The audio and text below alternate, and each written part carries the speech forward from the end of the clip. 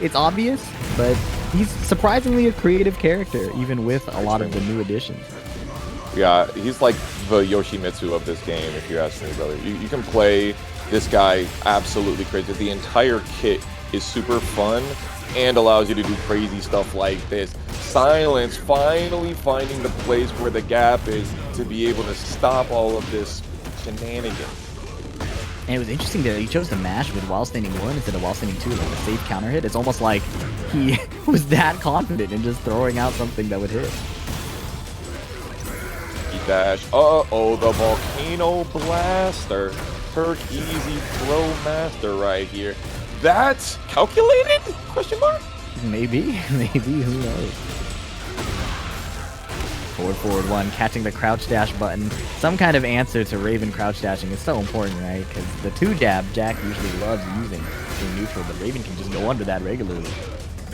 Yeah, and then, you know, you have the hell sweep that you're definitely scared of, and then, of course, while standing 2 counter hit. There are crazy sides going on here, trades that you don't want to be a part of, but Silence pushing Turkeasy back to the wall. Tried to heat burst, but gets his feet swept out from underneath him. Might not be. Oh, what? He's there in time. Yeah, that was crazy. It almost seemed like the battering ram was too far away.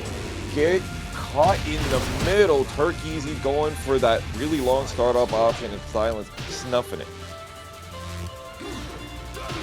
Decided to slow down a little bit. He went in for the wave dash hell sweep.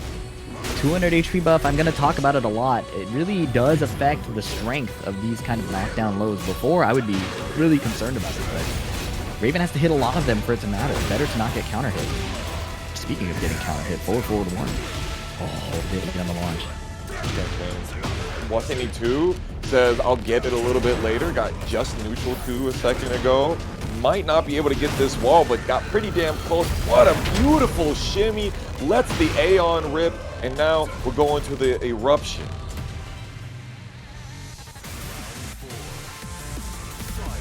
UK Shadow playing soundtrack. Forward 1. 2 throw again. Second time it succeeded.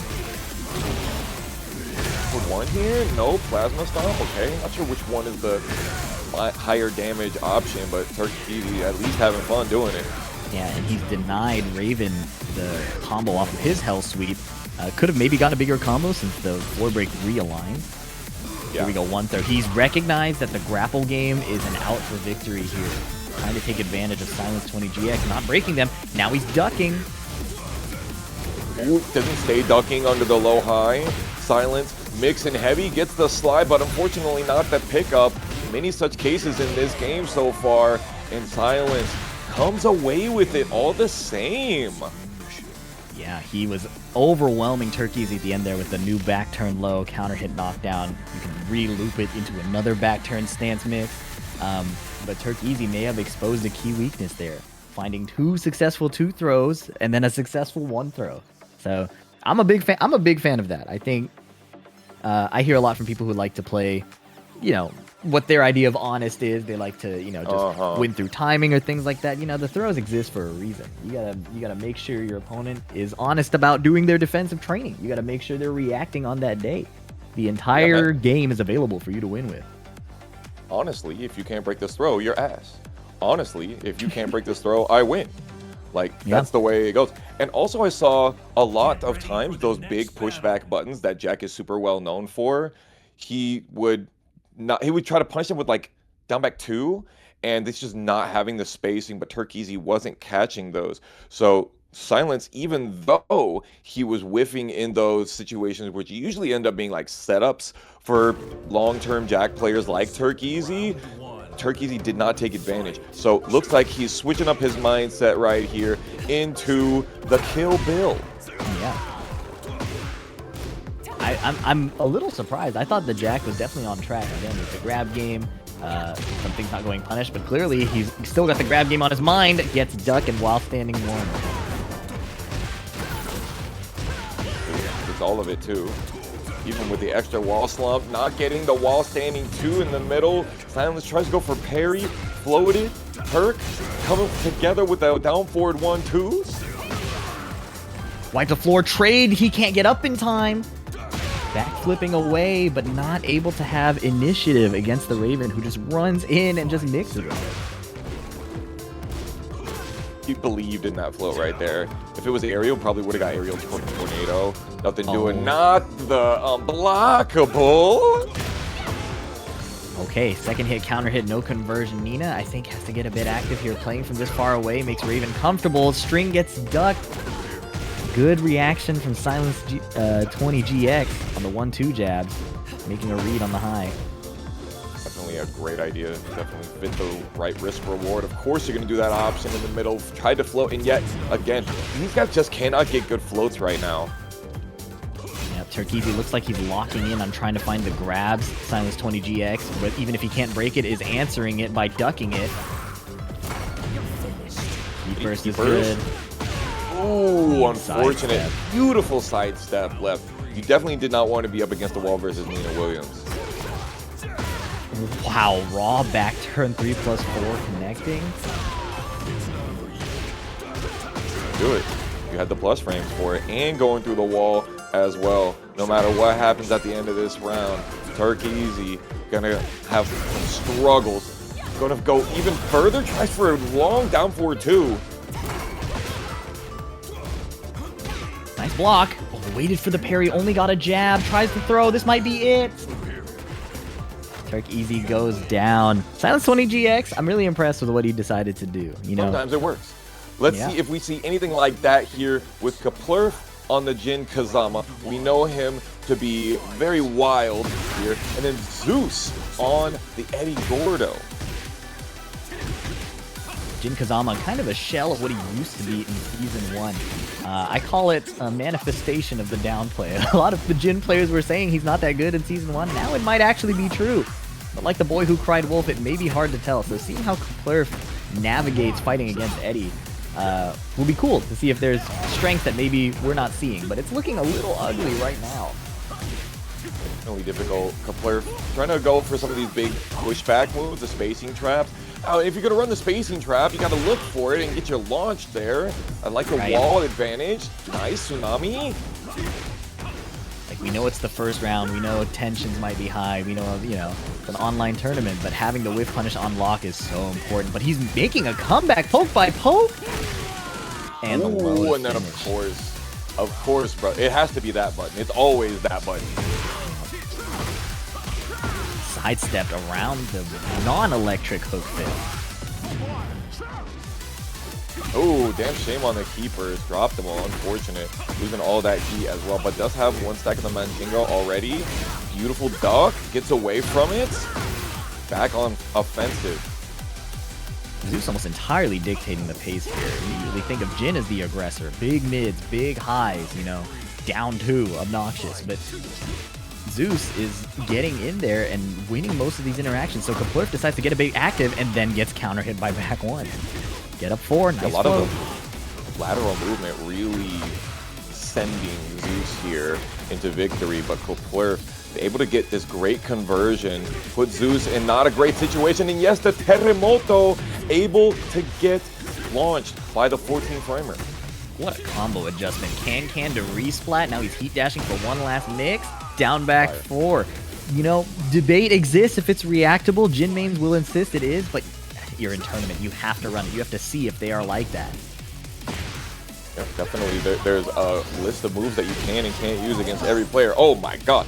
Zeus putting them up against the wall like that. Extra damage. Flipping them over. Sidewalk. Oh, didn't get around the heat burst, but the up forward two will do it. Hook fist whiff. Smash is coming. Forward four counter hit. He smelled it a mile away. That meter was ticking away. Oh, you ran nice an entire lap. Oh, yeah, almost. Oh, number one. Does he like another? Beautiful heat smash. Into throw. I had no idea throw was coming there, brother. You got me. All these early matches, throws fully on the table. It's time to learn your throw breaks. I know it's tough under tension, but that's why we train it, right? Especially after all those particle effects up against the wall when you block a heat smash and stuff, to make it even more difficult. Maybe that's a strat. Nice back one counter hit. Real, yeah. I think that's real, and I actually want to lower my settings because I keep getting overwhelmed by the block stun, the explosions, the sparks. It's definitely visual overload. Sure. And Zeus didn't duck the second hit of the tsunami kick. Gave Kaplurf another opportunity. Zeus goes for the full 4-3. That's 2 of them blocked, 2 of them launched, and forcing Zeus to give back the victory that looked almost certain in the first couple of rounds. Yeah. Kaplurf making just a minuscule adjustment, getting a bit more active after he went down 2 rounds, staying slippery with the up forward 2, and his combo game as usual on point. You know what else is on point? G Biscuits hitting us with 9 months for the sub, as well as Rod Shark putting $15 straight up into our match arena. Oh, did we forget to mention you guys could be helping us incentivize these players even further? Match arena in the chat already for you. Back to the stratosphere. We are here, Kaplurf and Zeus. Let's see if Zeus can get on the offensive, stay on it, and give us a game 3. Wow, sidestep right around the down back 4, and he was already queuing up the sidestep 3+4. Clean wall splat. Almost like Kaplurf was out of there after he got that tech roll, but not quite. Still ate another 50 damage. And Kaplurf still contesting Eddy even when he's in heat. I feel like Eddy has a lot going for him, and sometimes just defending may be worthwhile. But Kaplurf is still jockeying for that timing in neutral. That step back 1 there was absolutely dastardly with the evasiveness. Good stuff from Zeus, no one ball. Paw after the down forward 1-4. Dance low. Ugly position to be in against the Jin. Down forward 1-4 wall splat. He's re-splatting like it's a combo video. One more mix. Zenlow again. That was vile. My goodness. Disgusting, brother. Absolute. I need a vaccine for that. Lord have mercy. Nice flow, and yet another one. It's so known that it's difficult to get good wall splats on this stage, but Kaplurf has not found any of that difficulty whatsoever. And he had a cool moment there. He was doing the Zen stance cancels. He baited the get up kick, but wasn't ready to launch it. Instead, finding another way to get this sidewall conversion game that he seems to really deeply understand until the 1-throw gets sidestep launched. Unfortunate. Interesting. Hey, beautiful parry. Kaplurf knows this matchup inside and out. I can see it right here, and so can you. Surely we get ourselves a hit it or quit it point right here. Zeus, bring it back for us. As much as I hate the Jin parry and parries of that archetype, I'm glad that they let players express their knowledge, right? They give you opportunities to show that, yeah, I did my homework, I know you're going to finish this, and I can cover that. I do enjoy that part of the game. For sure. And they did do some pretty big nerfs to the Jin parry as well, like not giving it block frames on startup that it was in Tekken 7. Yeah. Zeus popping back up here, has a lot of recoverable, not trying to get counter hit. The Blackwing upper, raw like that. Yeah. Kaplurf not afraid to play a little dirty. He whiffed a hell sweep and then parried, and then he immediately swung the Blackwing Rondo right after. Oh, but he gets run over at the wall. And I appreciate that. I appreciate that he makes an opponent second guess their approach, and he likes to take advantage of that. Nice punish. Especially when you're up a game, you're up a round, you have opportunities to make them really regret their decisions, get that mental damage in there, and make them go for options that they're not supposed to. Oh, finally blocked the Zen low, but didn't get the punish. Now he has one more chance. Okay, 10-frame punish. They've nerfed 2-on-4. Uh-oh, disaster. That was a perfect punish. Honestly, a lot of times you see people go, oh yeah, whatever happens here, I'm going to sidestep heapers. But you could tell that was a sidestep. I see that you're in handstand. Get the heapers. Again. Lunar 2-0ing wrecked fire. I would like to know how he plays.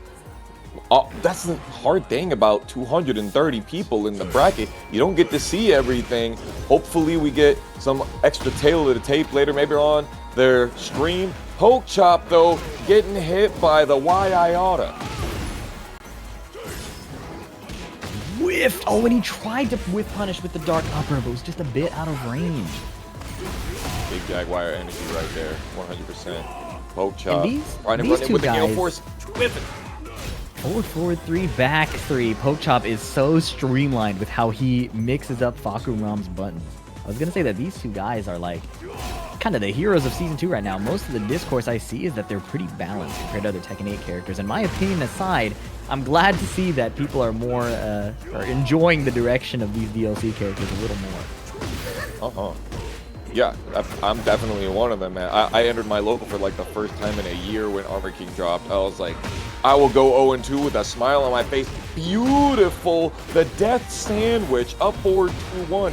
Catching him right there. And of course, stomp on the clavicle. Nice round in return from RobotCatbeard. Single jab. Wow. Sidestep duck while standing one. Dare I say some Tekken? Pretty exciting. That step right, dog. Pretty great option versus Fahkumram. We're going to see that same Oki. He side rolls a little bit. See if that's going to have a play that we see later on with the Oki. Yikes, that is an insane conversion. Nice duck. Didn't launch just while standing 2-3 or 2-4. He got hit with the talk to the hand counter hit twice. Still caught aerial out of the 3+4. Textbook Fahkumram. Textbook Fahkumram. Yep. Standing 3, occupying way more range than anybody is often prepared for. Even people who are seasoned fighting against him, you have to deal with a lot. Pokchop using the range very well. For sure, yeah, he's very good at using deep kick, and as you said earlier, extremely good at mixing the options that Fahk has, getting the delay strings, getting the strings options that have cancels, and he's consistently going for that option that's not interruptible.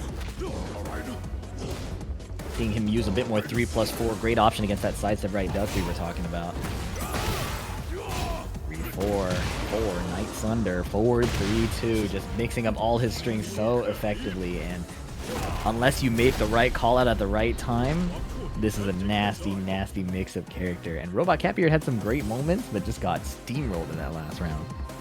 For sure, the stand-up game specifically, Pokchop he's really good at using poking with Fahkumram, and I know we were talking earlier about how he's good at mixing up his options, but he doesn't need those big launches because he's so good at the small Tekken, at the veteran that the no-round brown shield bearer is.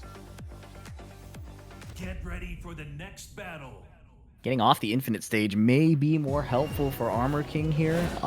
You know, Fahkumram is really hard to chase down. Even though he's a bigger character, that single backdash is really tough to deal with when combined with his range. For sure, Armor King as well got a really great backdash and really great approach tools. Getting the bad Jaguar low afterwards. A little bit of punish there. Don't move on me.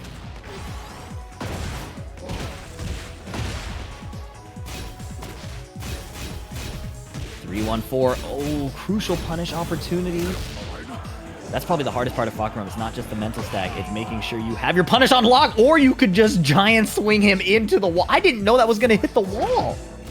Hey, octagons, baby. They're everywhere. Nice wall standing 3-1. Could have got a launcher, but we like a heat engager sometimes. And yet another one.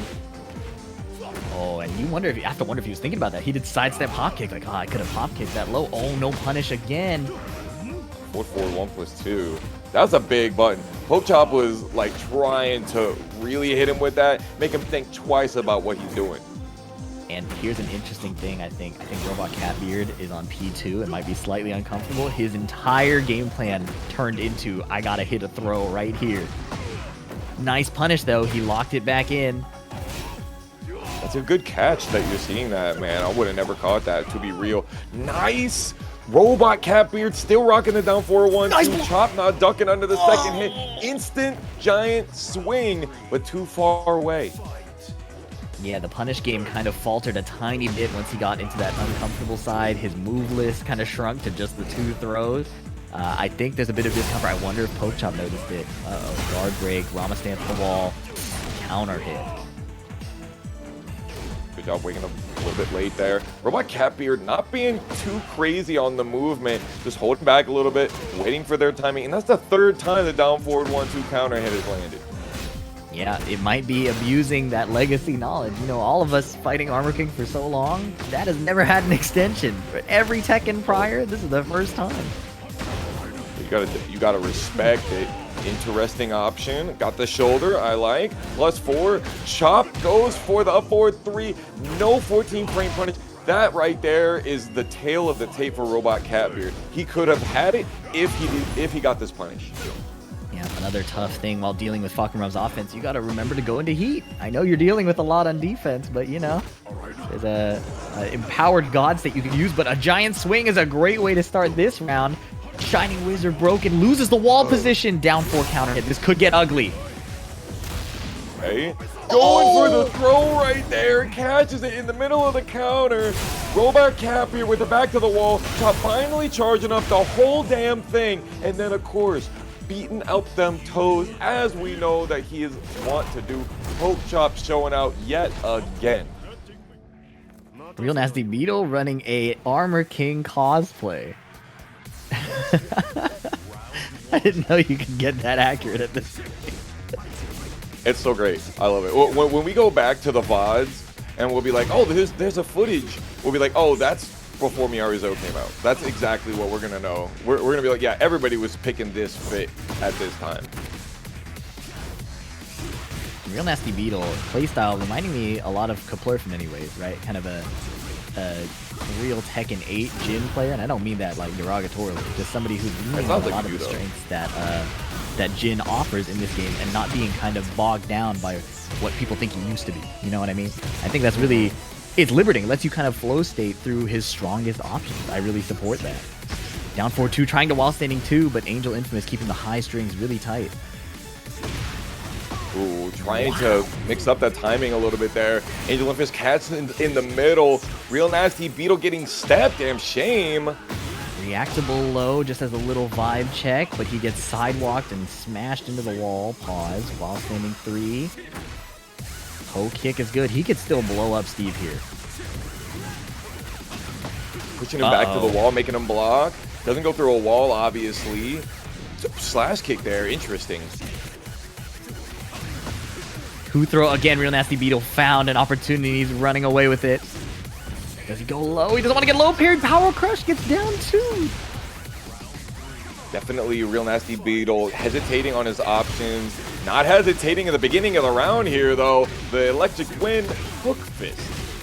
Yeah, hesitation, a natural response to Steve's aura, the back one, the 1-2-1. But at some points, you gotta just play the game and let the back one happen. I don't think that is exactly what RealNastyBeetle wants to happen right here. Up 4-2 to be able to get out. No ballerina spin into the wall. Unfortunate. Bit late there. Down 1. Recovery is a bit too fast. Uh-oh. Nice break. Like Counter down 4-2. You sidestep left hook fist. Dodging the down 2. Generally good step direction against Steve. It's harder for him to cover sidestep left unless he's doing like 1-2-1. That was some good play. With punish. Ooh, ball knowledge. A nice backdash. Okay. Angelinfamous does not want their back to the wall. And if RealNastyBeetle's concerned about the the back one, he could be running down 4. Jin has that auto high, crushing low. Just get a bit more active. You don't have to fish for hook fist the entire time. Yeah, I don't know if he's really worried about that. Just like pushing forward on Angelinfamous consistently. Nice side step left yet again. No punish though. Insisting on the throw and then playing the situation after it's broken. Trying to stay fluid. It's looking good. No counter hit, luckily. Very lucky. The quick spin into the mid. Push him. Now he has to guess. The mid will end his life. Oh, he tried to punch parry and gets guard broken. Wow. There were 2 ways he died. He ducks the mid or gets reversal broken by the unblockable. That's tough. He was pretty confident, I guess, that it would be 1 or 2. You gotta go for it, right? You can see, obviously, that RealNastyBeetle has seen the situation, had a risk reward in mind, and he sent it. He sent it. Yeah, there's there's different philosophies to how people choose to play against that, right? Some people would think, oh, the mid will only kill me if I duck. The guard break leads to one more interaction. Why don't I just tank the guard break? Some people would just block the mid or tank the guard break. Some people think that the Steve might be wanting to play it safe and will just go for the safe mid, right? So RealNastyBeetle had that read, obviously going for the punch parry there. But the nature of RPS is somebody's going to be wrong. Yeah, so you feel like the parry there was greedy? Because if he just does stand block, he's okay? I'm a Steve player. I do think the parry is greedy. I'm not concerned about the parry unless, if you flip the life bars or you give Steve like one hit to die, I think the parry makes sense. But in that situation where he would survive more and, he's successful at finding these counter hit launchers, he didn't need to make a play right there. He's been succeeding elsewhere. Like, look at this. For sure. Absolutely. Yeah, Angelinfamous was in control of the situation. He didn't need to go for that. He sent it anyway. Nice break on the 2-throw. Spinning. Really continuing to throw those heat dashes and forcing his map advantage. 4-4-3 is good. Oh, unfortunate combo drop. Where is he going? DF4 heat engage. Heat smash right away. Oh! No way, brother. The Scourge. He had no hesitations whatsoever. There was no reaction on that. Not a bit. Get me off this wall right now. Double spin. He's still fishing for the hook fist. Would love to see the down forwards punish on the up forward 2. Angelinfamous. Silence God 2. Agaru is speaking. I did steal that from Bloodhawk in the chat. So, it's happening. Hell sweep. What a whiff punish. Good control here from Angelinfamous on offense, and great sidewalk from NastyBeetle, turning the tides. Nice jab placement, and that's good too. If you're concerned about Steve having all of this threat of counter hit, maybe you just throw a single jab. Okay, getting off the wall, 2-4 doesn't wall splat. Dang, man, that down forward 1-1 is just, or the down forward 1-2-1, down forward 1-2, like, he is just, RealNasty refuses to duck, and it's like Angelinfamous is conditioning without conditioning somehow. Yeah. No, and I think RealNastyBeetle is trying to look for a counterplay moment after, but it's kind of getting stun locked by the risk reward. But in reality, Steve isn't hitting any lows. It's only scary if you choose to interact. Oh my goodness! Up forward 2 off of Jin's heat engage, blows up the floor. This could be it. Sonic Fang. Dash here and then sending it with the Billy Club.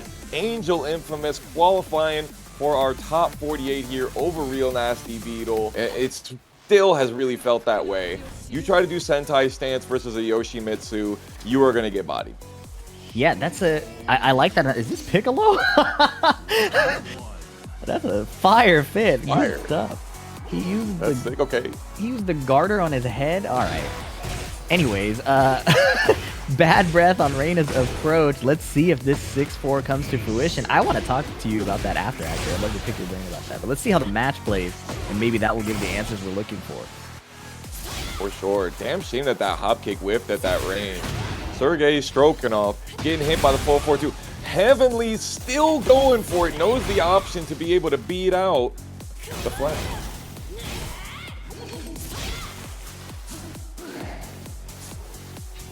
Okay, spacing out from the distance here. Neither can. Woo, there it is. That's what you were talking about, right? Flash on the Sentai.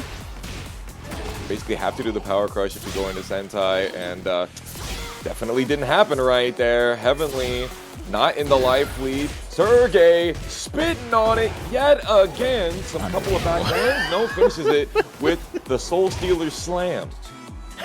And the cool part is, aside from Yoshi kind of being generally regarded as a character who can succeed by being pretty passive, it's hard to hit Reina, period, no matter what character you are. So him playing back and forcing Heavenly to come into his range, into his setups, into his situation. Beautiful sidestep down 4-2 around the 4-4-2. Wow. He understands it. Sidestep. Yeah, he absolutely does. Just like you were saying, like, he has a little life lead. That's all the life lead you need. You just need to have more life than your opponent consistently. And Heavenly is not really enforcing a movement game that is stopping Sergei. I like that though. Electric Wing God Fist is just the perfect time.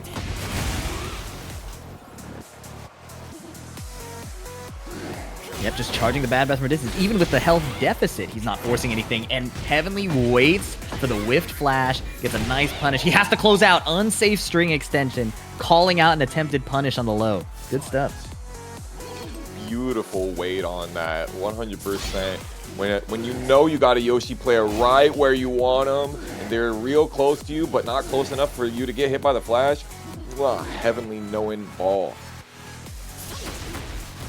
Electric gets crushed by the Manji spin kick. Duck flash after the DF2. This guy is a demon. This guy is my kind of glue sniffer. Good backdash. That's a damn shame. Execution problems, I think. Yep, Heavenly catching on to the smelly stench of the flash timings. Unfortunately, not able to get too much out of it. A couple punishments right here. Heavenly got Sergei with her back to the wall. He's consistently getting into the no sword stance. Definitely strong. And got some hop overs. We like those. Come on, Foxy Grandpa? No? Alright, fair enough. It's command jump with no sword stance, putting him in crouch, and unless you challenge, he is suddenly in crouch and able to launch you with the, full crouch down forward free. So Sergei Strokinov clearly fearless. Gotta be. Yoshimitsu players, you live by the sword, you die by it, even if you put it away. Yep. Heavenly understanding the assignment. Don't run into the bad breath, maybe maintain some wall position. I don't like these steps to the right. Heavenly is cornering themselves, but using some forward movement. Okay. This is a big don't get bored angle. Don't trust the heal threat, just keep it solid. Right. They have nerfed Yoshi's healing ability to the point where it's like basically non-existent anyway. There we go. Finally gets the correct execution on the Samurai Cutter. Keeps Heavenly with their back to the wall. Now Heavenly is in a situation off of that toe kick and tech rolls. A bit more patience was required, but Sentai into the flash is not what we're looking for. Wall splat, another timeout. Sergei Strokinov will likely be blocking here. And, wow. Anticlimactic. I don't know why Heavenly, even though they had not used the Sentai stance very much, in those last 15 seconds, going for the Sentai option that wasn't that power crush there, it's like, I don't know, because you're seeing how much Sergei Strokinov wanted to flash. You saw them do it a lot in those panic situations, and you saw it the last time you went Sentai, so why wouldn't you go to layer 2? Yeah, no, and that's what I was gonna ask you is that, yeah, there's that default advantage in that Yoshi can flash Sentai in most situations. I'm interested in how the matchup plays out when both players are on that layer 2, right? Like where Reina does forward 2, no Sentai, Yoshi flashes perhaps in advance and is open to being launch punished. Like, does that even the scales of the matchup once both players are playing on that layer? My hunch is it does, but we would have to see it because I don't see this matchup super often. The triple kneecap is nasty. Doesn't go for the flashing steel afterwards. And yet again, playing the peeling style. Yep. Heavenly could lean into sidestep 4 a bit, maybe some hell sweep. Obviously, you don't want to run into the down forward 2. But a bit of harassment. She has that new low, too. What, forward neutral 4? Forward neutral 3? The low that goes into Sentai? Oh, here we go. Yet another flash attempt from Sergei Strokinov, but Heavenly staying frame tight. And that used to be her heat smash in Season 1 out of stance. Now it's a meter move, only blows up one charge of the floor instead of immediately breaking it. Oh, and that has worked against Heavenly. Dragonfly between the legs throw. I'm sure you know the proper name. I do not. Spirited Away, baby. Spirited Away. And yes, that actually breaks the floor as well. And just gonna be able to do as much of the combo as needed. The Spirit Shield. I like that. 1 + 2 + 3. You don't get to see that enough, man. Yep. And this is a challenging situation. Down 2 games, missing, getting the incorrect read on multiple mix-ups. losing to robbery situations over and over. How does Heavenly decide to... Oh my goodness, Fubuki cross up back turn flash? Yeah. We be pulling that one out when we are pretty sure you're going to tech roll. Tekken 8 gave us that one. We like that a lot. I was going to say, how does Heavenly find a confident way to get in and attack at this point? This is a good start, but Heavenly has to threaten a bit more, I think. Their movement is not getting Sergei Strokinov to respond that much. It might take a hell sweep or two. Oh. Brother, when you just get hit by the miss, that's unfortunate. Not the correct option right there, unfortunately, for Sergei Strokinov. Still has the flash. Chose not to use it right there because didn't have the panic. And Heavenly still has not shown Power Crush at all out of the Sentai stance. We're going to need something more. Good block. That's something more right there. Hopefully this can start some positive momentum. Wavu. Yeah, I like some of that. Finally. Soul. They finally saw the Power Crush right there, but Sergei yet again not going for flash. I like the Soul Stealer. I'm really not worried about that. Oh, except when he does that, he actually regains real health finally. Yep. Again, micro duck flash. Sergei Strokinov just looks unbelievably comfortable watching his own character do the silly things at full screen and then responding when Heavenly's actually in threat range. Look at this, he has the deficit. Are going down to the wire. No, Heavenly can't fold here. You have to play your life lead. He can't heal past the point of the lead. And don't fold 5 seconds. You have to chill. Sword sweep will not connect. Yes, composure. Gotta play the resource. Nice punish. You want to beat Yoshimitsu, you backdash.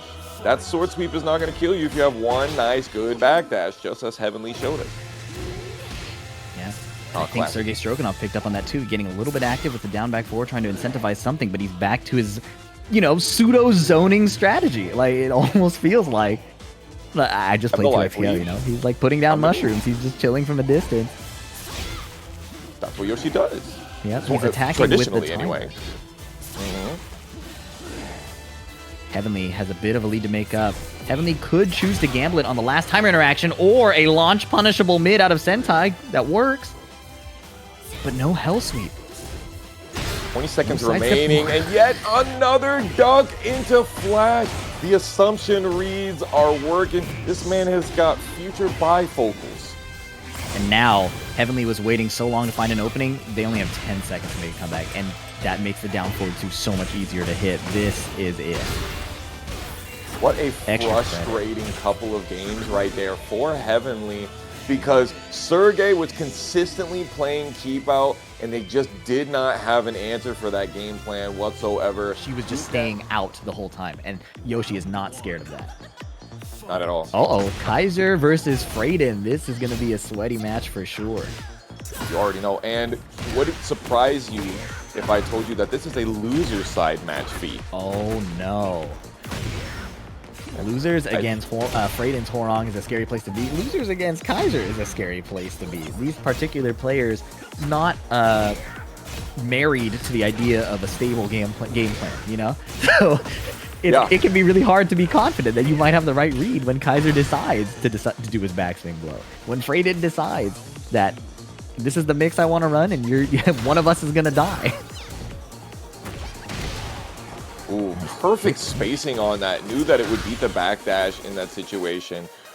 Trading knockdowns for knockdowns. Nice keep out jab.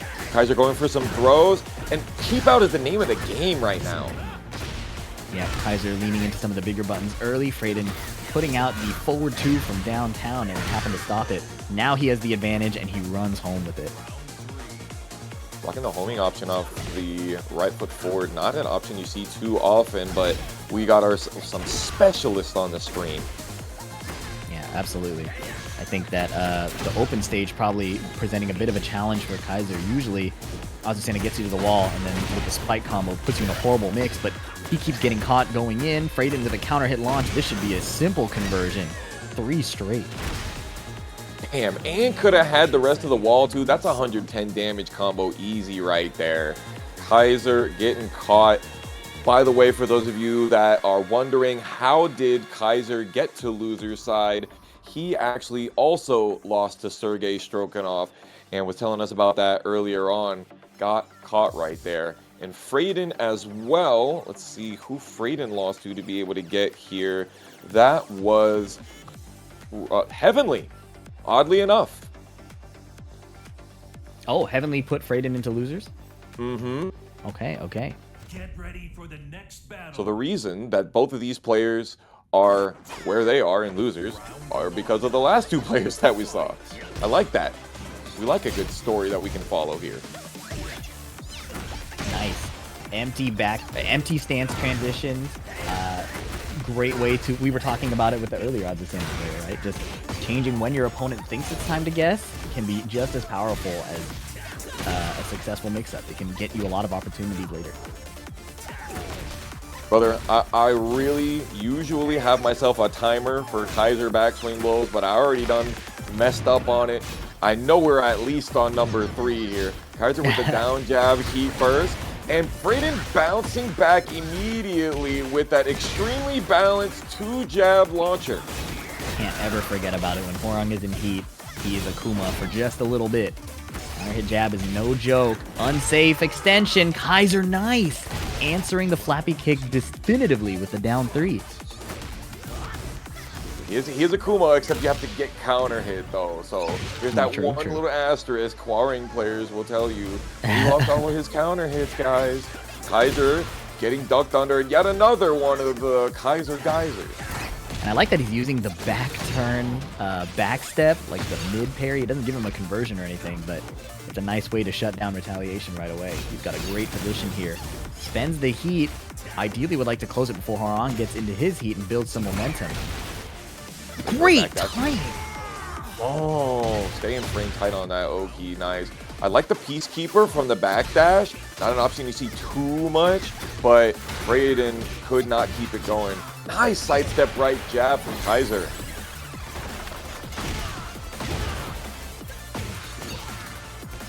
Okay, clean splat. Oh, misses the spike ender, but finds the mix-up after, so we'll take that. Did I fix it, or did I set up the next evolution of great? Did I just set up the next theme? That's true. If he gets the spike, it's a forced mix. If he gets the flip over like there, it guarantees a rollover. They may not be ready to block low after. So shaking up the situation slightly could be advantageous. Oh. Another counter hit flappies, this time off the low. Step on her. Beautiful sidestep. Chillin'. And yes, I do have a second hit to that string, and I can delay it. Hits the forward 3+4 on the end of it for just that little bit of cheeky taunt, and we got ourselves game 3. That one is going much faster than our last game. Yeah, no, definitely. It's been said occasionally, but I think it's pretty clear that the infinite stage changes the metagame a lot, right? At the wall, these Tekken 8 mix-ups become really, really egregious. And in the open stage, you can't really stack advantage very much unless you're like a particular type of character. So the game speeds up so much more when there's walls. And maybe that's obvious. Maybe people think that that's a very obvious analysis, but you'd be surprised. I think that a lot of people might assume that an infinite stage, well, it's Tekken 8. We have range, we have homing, we have coverage. It should be fast anyways, but it's not always the case. Especially when you've got people like Kaizur so deeply rooted into that Tekken 7 play style that, you know, we changed around, and so that disengaging is definitely something that you want, especially against these characters. You do not want to be in the situation where Azucena is in her back turn and you're -5. You don't want to be up against Flamingo and Hwoarang is right up in your face. Down 3+4, another great situation where Hwoarang puts you in some crazy you can get some option selects and things like that, but it can be hard when they see it coming, when we're on layer 3, layer 4. Double counter hit! Kaizur is not afraid to mash, and a nice block there. Suddenly, he's the one with advantage. Baseball slide. Get up and down back 3 immediately? What are we on? No 14-frame punish? Uh-oh. I don't know if you caught that. That was so sneaky. Nice backswing blow. Kaizur did the back roll from grounded, and there's a moment where he wakes up in back turn. That's how he got the power low. I totally forgot about that. That's like a law trick from Tekken Tag 2. You would like back roll and then do the launching down forward. Kaizur leveraged that. That was so crazy, brother. Good catch. Yeah, super aware of just the game engine on top of his character. Fire. Nice throw. Working out. Of course. That's the option. The opponent's on the floor. Woohoo! Nice step right into jab, just shutting down the offense. Doesn't matter if he gets a tiny reward. He turned off Hwoarang's advantage state. Keepers in a down jab. Great idea. Yeah. Another backswing blow. Liberator just run up on him. Catch him trying to throw those duffs. No, sir. Kaizur is finding his flow. Libertador parry, and then heat smash, and then sidestep down forward 2 at this round. Everything is going his way. Nice splat. Spike ender. This is nasty. Fradin is in some... Oh, man. Tragic. Just a little bit late at the punish. Good down jab. Downward 1 string. One of the hardest ones to deal with. The downward 1 string was the string, like the string at the beginning of Tekken where we were like, oh my gosh, how do I deal with this thing? And then you pull it out in that situation. And it hits as well. So hard for Fradin to deal with after dealing with all of the rest of what Kaizur made him have. It feels too good. I respect it. Our first top 48 winner side match right here on stream, going to KingreyJr. versus Joonya 20Z. We'll update you on the standings of top 48 after this first game. And Asuka Kazama, one of the heroes, the winners of Season 2. Formerly just known as a defensive menace, now has the offensive tools to ruin somebody's life. Now, I don't... Villain. You know, I agree. I try to lean on the side of, you know, everybody should enjoy their character, but, you know, I'm not documented as the biggest Asuka Kazama fan. Hey, this guy's from my state. He is Florida. If you talk about that state, KingreyJr.'s name comes out your mouth. KingreyJr. catches that convert from straight up all the way downtown, but didn't have it all the way. That was so nasty. Airborne forward 4, he could still get dash 1+4. That is, you know, the specialist stuff that we expect out of KingreyJr. It's still cool to see each time. What a whip punish, man! The Demon Slayer catching Joonya 20Z being the long-range player that he is. We're gonna see extra. Doesn't want to spend the Naniwa yet. Wow, punch parry on the timing of the forward 2 outside of range, still normal hit launches, but Kingray drops it. Reina's body a little smaller, harder to convert things on. No honeybee stinger punish either. KingreyJr. getting What away a with mash, murder, man. and he says, "You're not gonna kill me for it. I might as well do it again." I wonder if that goes under Sentai 3 as well, so it's like a consistent match against Sentai 3 and below. That was pretty diabolical. No duck on the second hit. It's like a great option for sure. 14 frame, 6 frame high crush. Like, super nice. There you go. Down 1+2. He's good. Oh, here we go. Another one. And KingreyJr. is putting the Season 2 Asuka on display very cleanly. Nice. Counter hit, punch parry with the conversion, sidestepping away from the wall. Bro, straight up Daft Punk combo. Absolutely. Around the world. Enchanted Circle gets blocked. Throw. Doesn't get the extra damage from the wall. Has the rage and the range as well. Joonya 20Z coming back. And he didn't get the airborne spike on the Nani Mogusto up 1+2, so he didn't get the guaranteed conversion. Joonya with a nice block, but eats the 1+2. Now it's time to guess again after Kingrey finishes his very optimized combo. Saving the floor basket for later, maybe for a up forward 2 punish. Try to walk away from it. Keeper's not getting evaded. Joonya got lots of the recoverable. Walks up right into him. Non-electric wing God Fist. We take those though. Yep, staying down for the second hit, the tsunami kick. Uh-oh. No floor blast. It was just spent. He has to survive here. Situation. Rage Art out of that situation. I'm a big fan of the down forward 1+2 input because if you mash it, it will actually duck the throws in those situations and give you that opportunity to not get thrown out of it. We like that. KingreyJr. trying to push forward still, not going for the down back 1-4 that time. Ew, man, that hit confirm is so good. I love that he saw that it wasn't ducked and he just did it again. Even though there is the mid mix, I like that he's confident enough that, okay, this is gonna work. Here we go. Small brush, not getting punished. Yeah, that's a tough one. One of the most unpunished moves in Tekken 8, if you ask me. Yeah.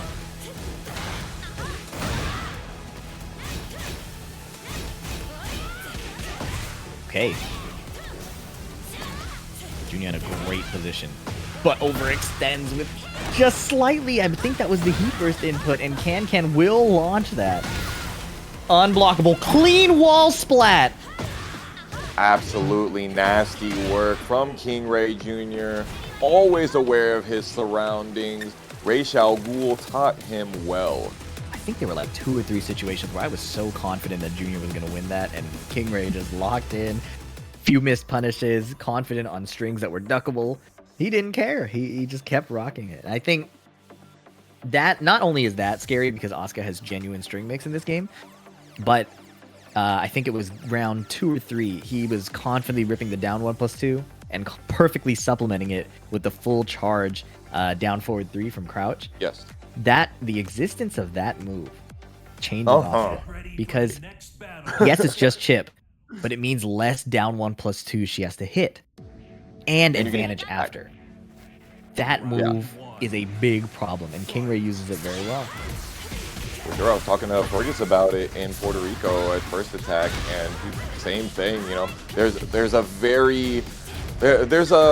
a textbook on what you want to do with this character right now. Tries to go for the down forward 2 after the counter hit, going for that good stuff, but not quite. Does have the spacing though to get this launcher as a consolation. Oh, would have been a nasty high splat. Cancels the charge early this time. Plus frames into down back 4. Slightly slower low, but keeps some high evasion. Great choice if he were to do, say, an electric out of that situation, for example. There it is, gets it. If at first you don't succeed, get it going. Funeral Palm to get the higher wall. Bing bop, boom. For those who don't know, KingreyJr. hitting a high execution conversion there. Full crouch down forward 2, counter hit, and crouch cancel, standing down forward 2 to convert. Not easy to do.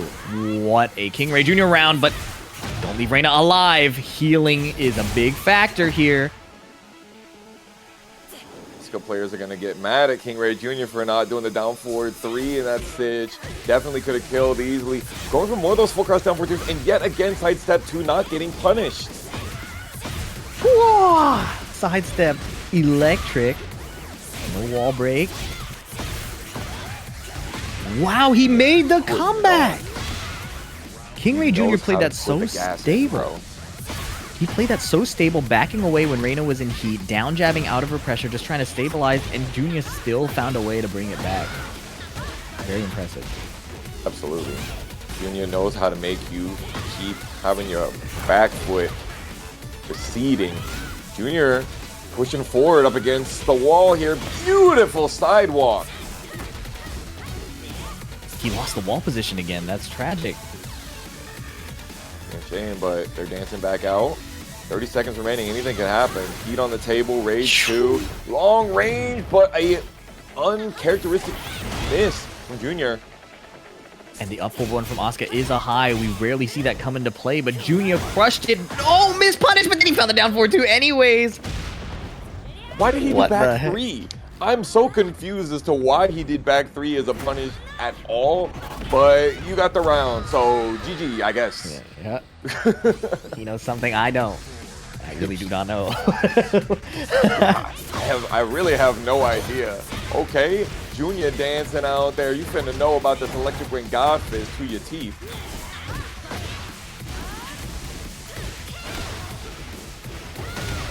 Catch.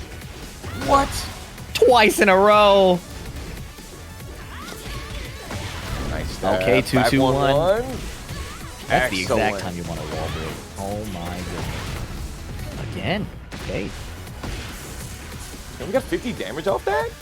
Yeah, double wall break, messing up the scaling, choosing a different ender just to create a favorable situation with punish. You can convert. Yes, sir. Oh, Get yes. up there with the tornado. Oh, what? Did that wall break or not? I saw lots of wood on the floor. It didn't. KingreyJr. gets the wall break. Do we see a tornado? No. Oh. What in the world? I hit him! Yeah, he was doing the stance back sway, couldn't walk out of it. That's crazy. I was sure that that was getting blocked. But he did a stance transition and it hit him out of. I can't believe that. Kaplurf versus Pokchop, two players we've seen earlier on the stream, now fighting in top 48. So we know exactly who all of our winner side matches are going to be top 8 qualifiers. This one included top 16. Look at Chop just sending his entire chest. You can see the shoulders shaking even online right now. And Kaplurf simply got mixed. There's really no other way to say that. Sometimes you just gotta guess better, especially when you're fighting the man with more range than anybody else. But Jin being able to launch the forward 4 is huge. Remember that Fahkumram's lows, by and large, are minus 14 or worse. There's few exceptions. So, great capitalization on that punishability by Kaplurf. Kaplurf doesn't go for the key burst right there. He feels confident that he might be able to use it later as a defensive tool, maybe. Yep. Nice flash duck under the throw. Okay. 2-1ing, trying to keep it simple.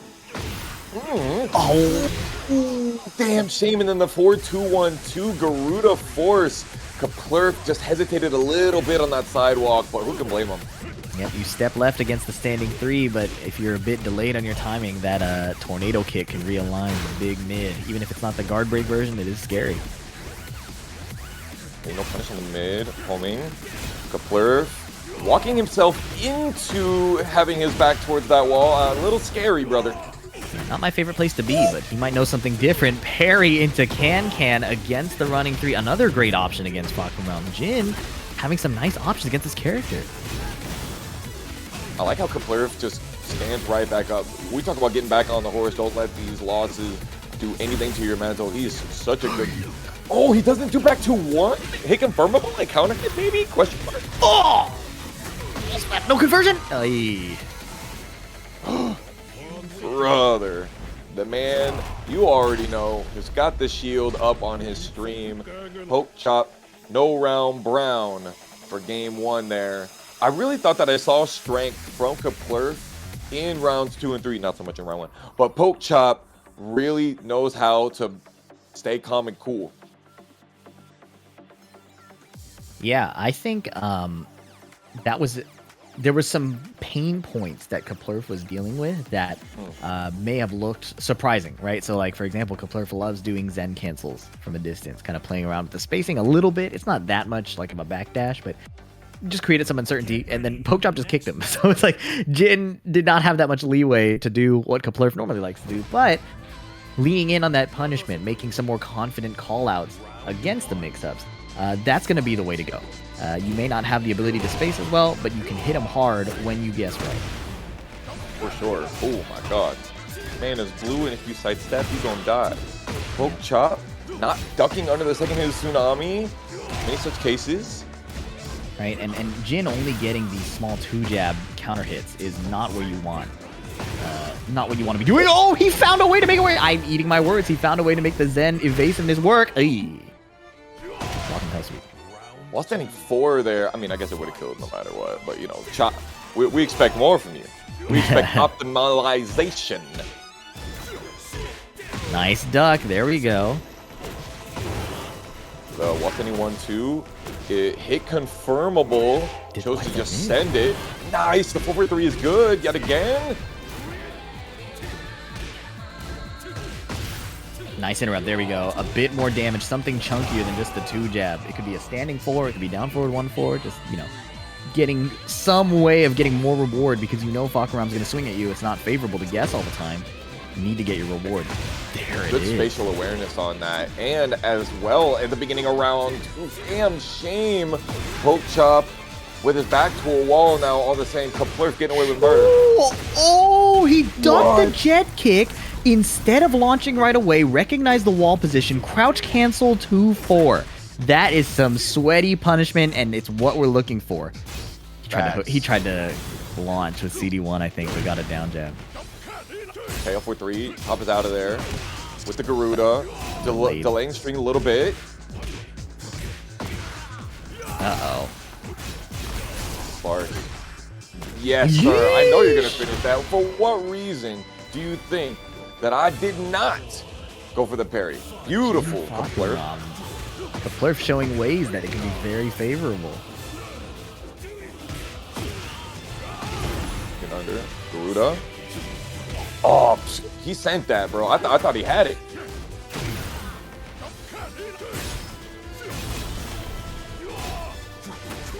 Gale Force is coming at you. Shades of Landon D. And here we are. Hit it or quit it point right now. Kaplurf need to bring something big. Another good forward 3. Just have to go for a simple wall ender here, keeping his advantage. Doesn't spend the floor break and eats an up forward 3 to the chest. Moving a little too much here. Pokchop changing up all of his options, and Kaplurf not able to adjust in time. No parry this time, and Kaplurf was aware. Hell Sweep is a fantastic choice. The depraved savagery getting the floor break.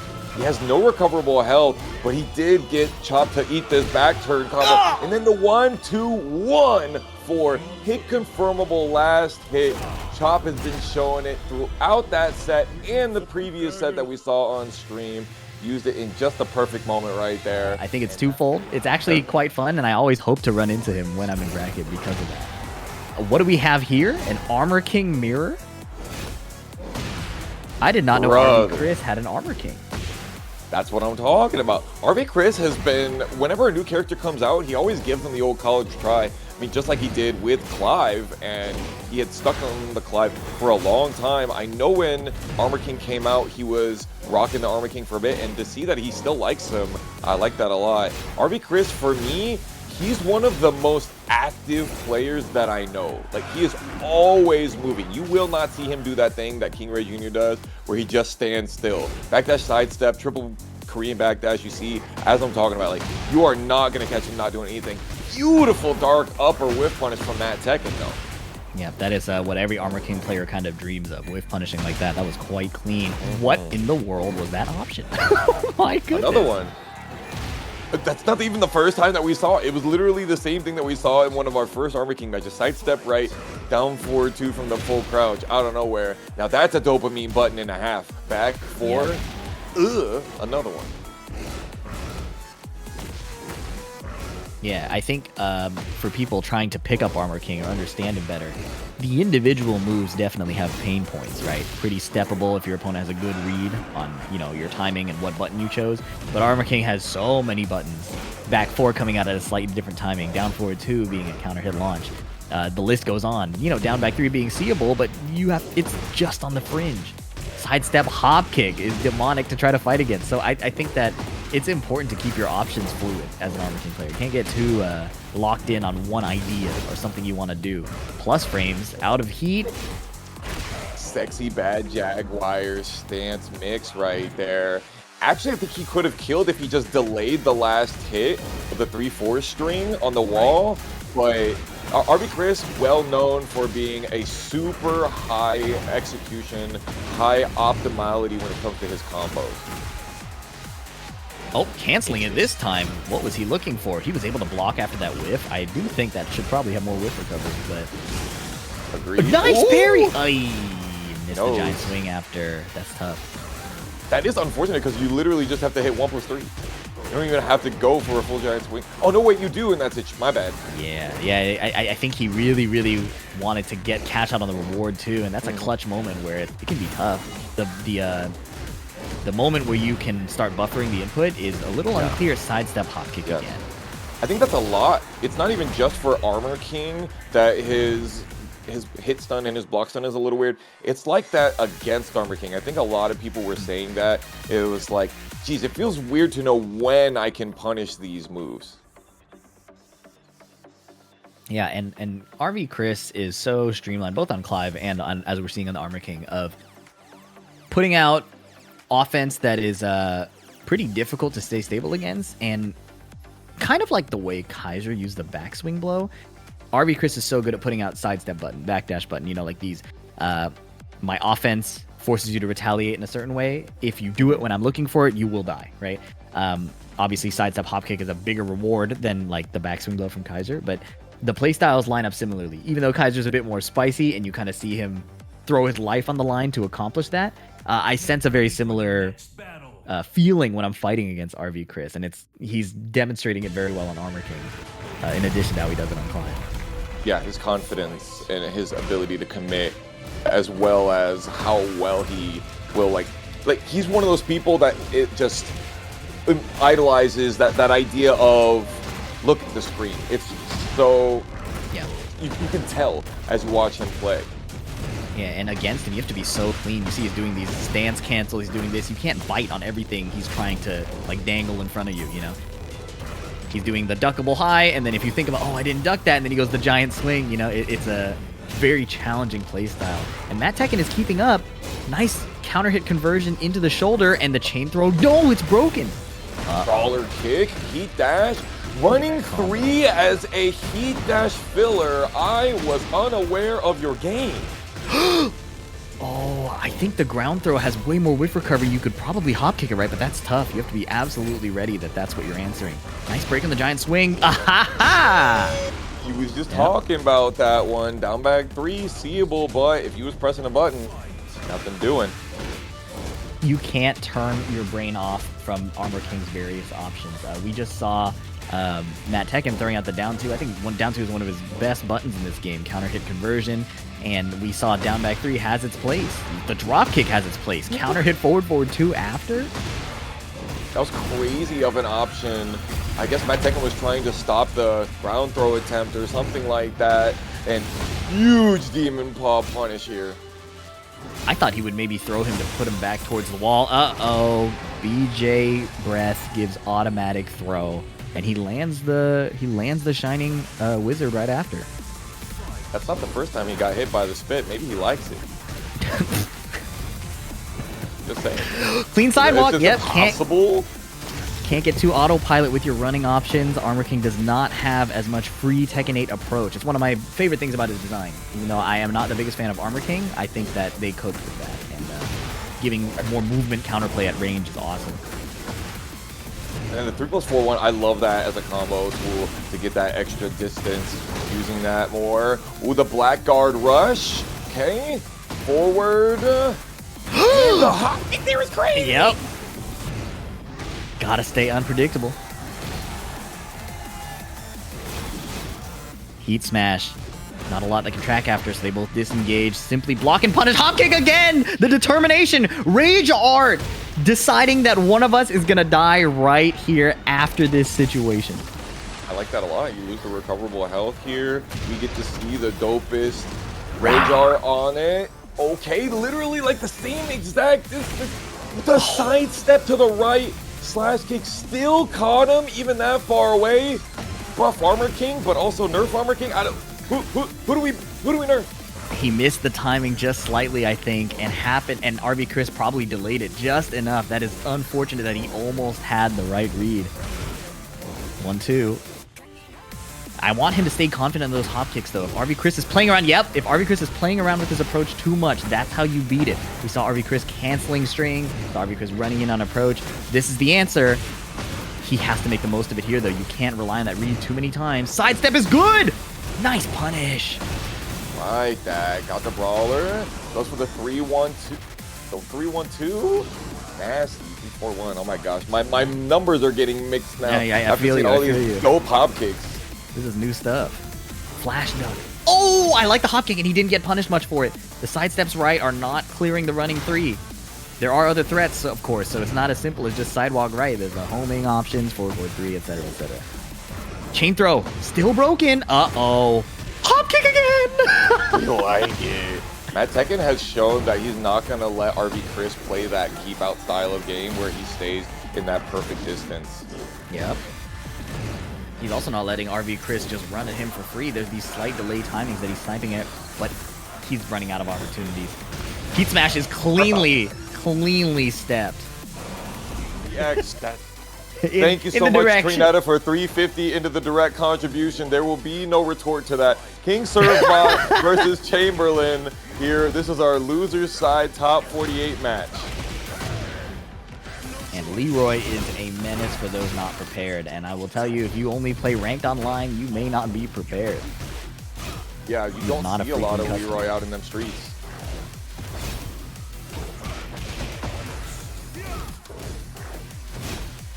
King Servbot is also a menace in these brackets. Like, he has some great clutch factor. He doesn't seem to succumb to nerves. Like, really, really difficult to fight when he's feeling confident there all the time.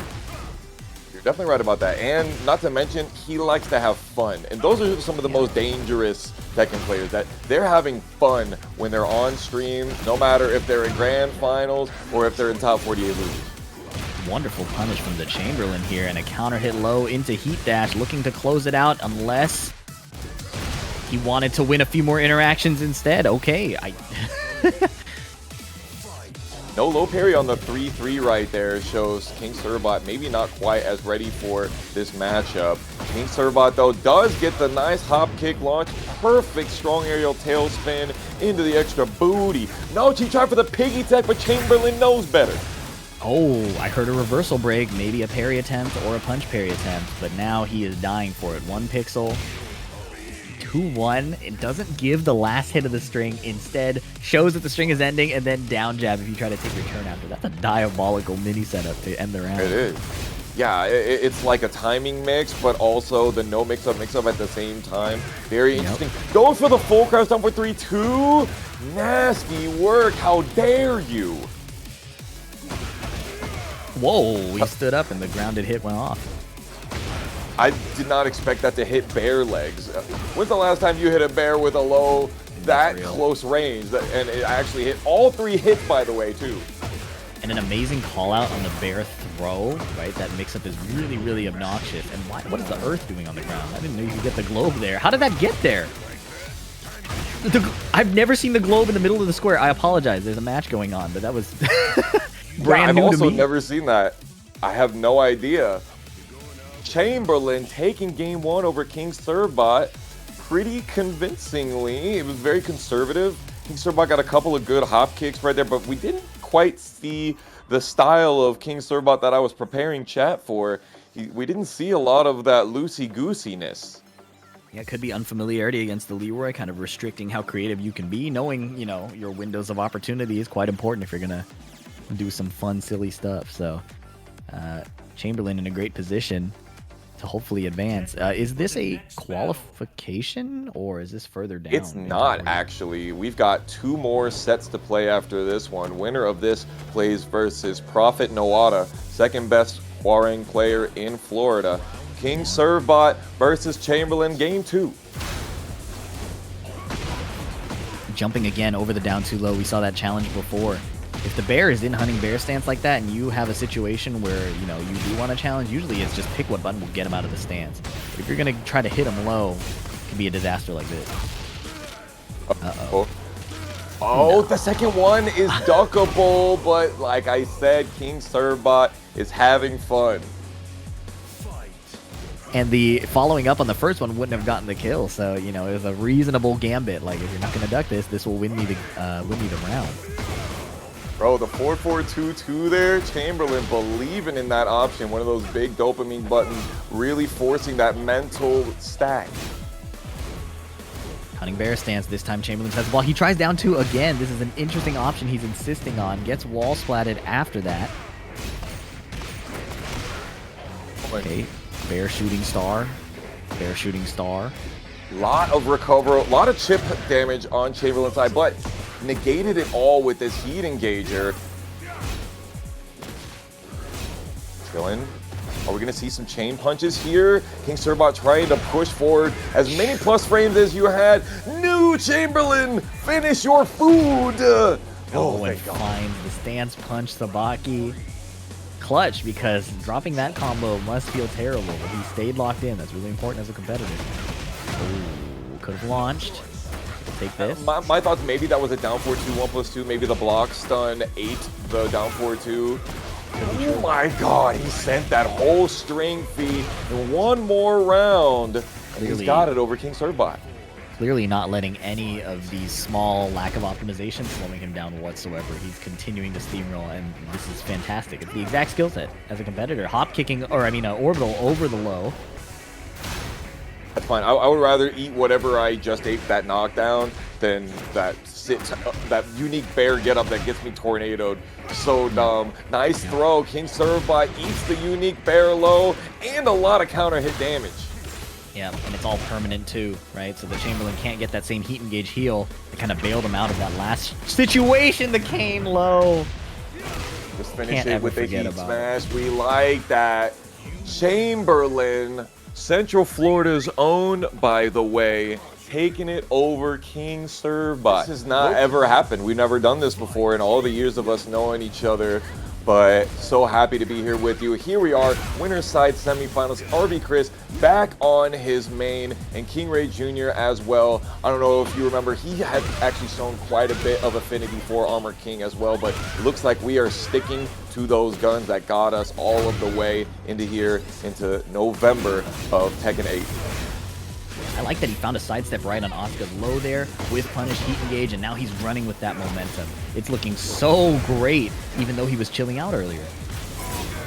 Okay, Cris still foreboding, uses the heat smash there. KingreyJr weathering the storm, but getting caught. What a needle thread right there from Cris.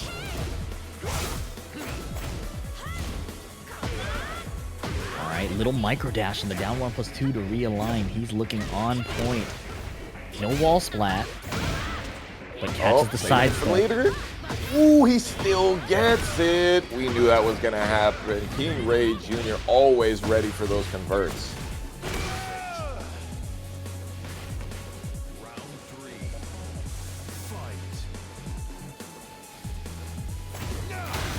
Yeah, you were talking about it earlier. Just movement early on, tries to sidestep 2-1, gets launch punish for it, but it's that confident yet active playstyle that Kingrey seems to be onto, at least in this round. Yeah, low-key, I did not know that sidestep 2-1 was launch punishable because I never see it get blocked. Cris sending it right there. KingreyJr really good at staying strong through adversity. Down jab trading with the heat smash is the best possible scenario besides a straight up whiff. So Kingrey is in a great position. What a whiff punish on a sword! That big down back one. The charge not coming through. No icicles coming down. You will not put me on ice. KingreyJr is on fire. Plus frames. Chooses to just back off, instead playing a favorable spacing. Clive's got the sword, Asuka's got to punch me. 1+2. Wow, challenge.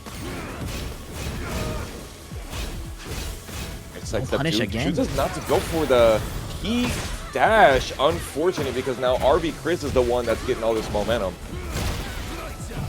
Yeah, nice. Spent all the wall hits, so we had to go for that. There's not much other option there. Uh-oh. Get over here coming out.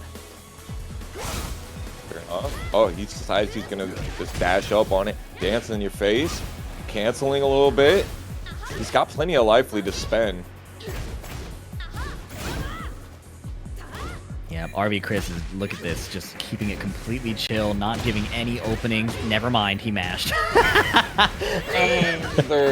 Oh, is he gonna get the rage art here? Strong aerial tailspin? Surely he does. That, you know, I heard that groan from you, and I'm sure Cris mimics it in his own chair right now. Thing is, he was cooking too until that exact moment. Now, oh, what a block! That was good. Fair. He was cooking. He really was. Honestly, he had the life lead ready to go, but he was fine as long as his back wasn't to a wall. He was like, I'm gonna move a little bit, stay range 2 or so, but not allowing KingreyJr get enough space to like get a running or a big like full crouch startup or something like that. But Cris, he made a gap, and KingreyJr found a way. Yeah, chat, if you're paying attention in the next game, watch Cris's movement. He's staying at a range where the sword is still a threat, right? Like Fahkumram was saying, can't just freely run in on him because there's still the threat of his buttons. But it's become clear that his intent is not really to do much. He's moving, he's threatening. Oh, never mind. Well, it's a new character, so we'll see how he does it now. You can watch back the first game and look at what I'm talking about. Now we're going to blank canvas, Armor King, Infinite. Wow. Counter hit authentication. Yes, sir. Spitting that hot fire. Will we see KingreyJr. rocking the Dragon Wheel kick in response? We shall see. That's 95 damage for a counter hit in the open. Charged Mexican uppercut into the heat smash. And a giant swing is good. Hiding it with a bit of forward movement, making it less obvious whether it's Shining Wizard or the giant swing.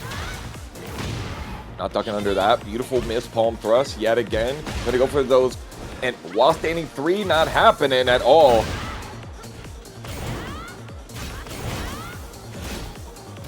A 4-4-3 trying to catch the sidesteps this time. Lots of homing highs coming out on both sides. Good tracking lows.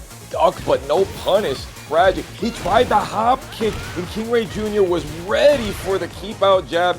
If it's keep out at range 1, I don't know, but he got it. Down 4-2 at a range where you can't get a punish.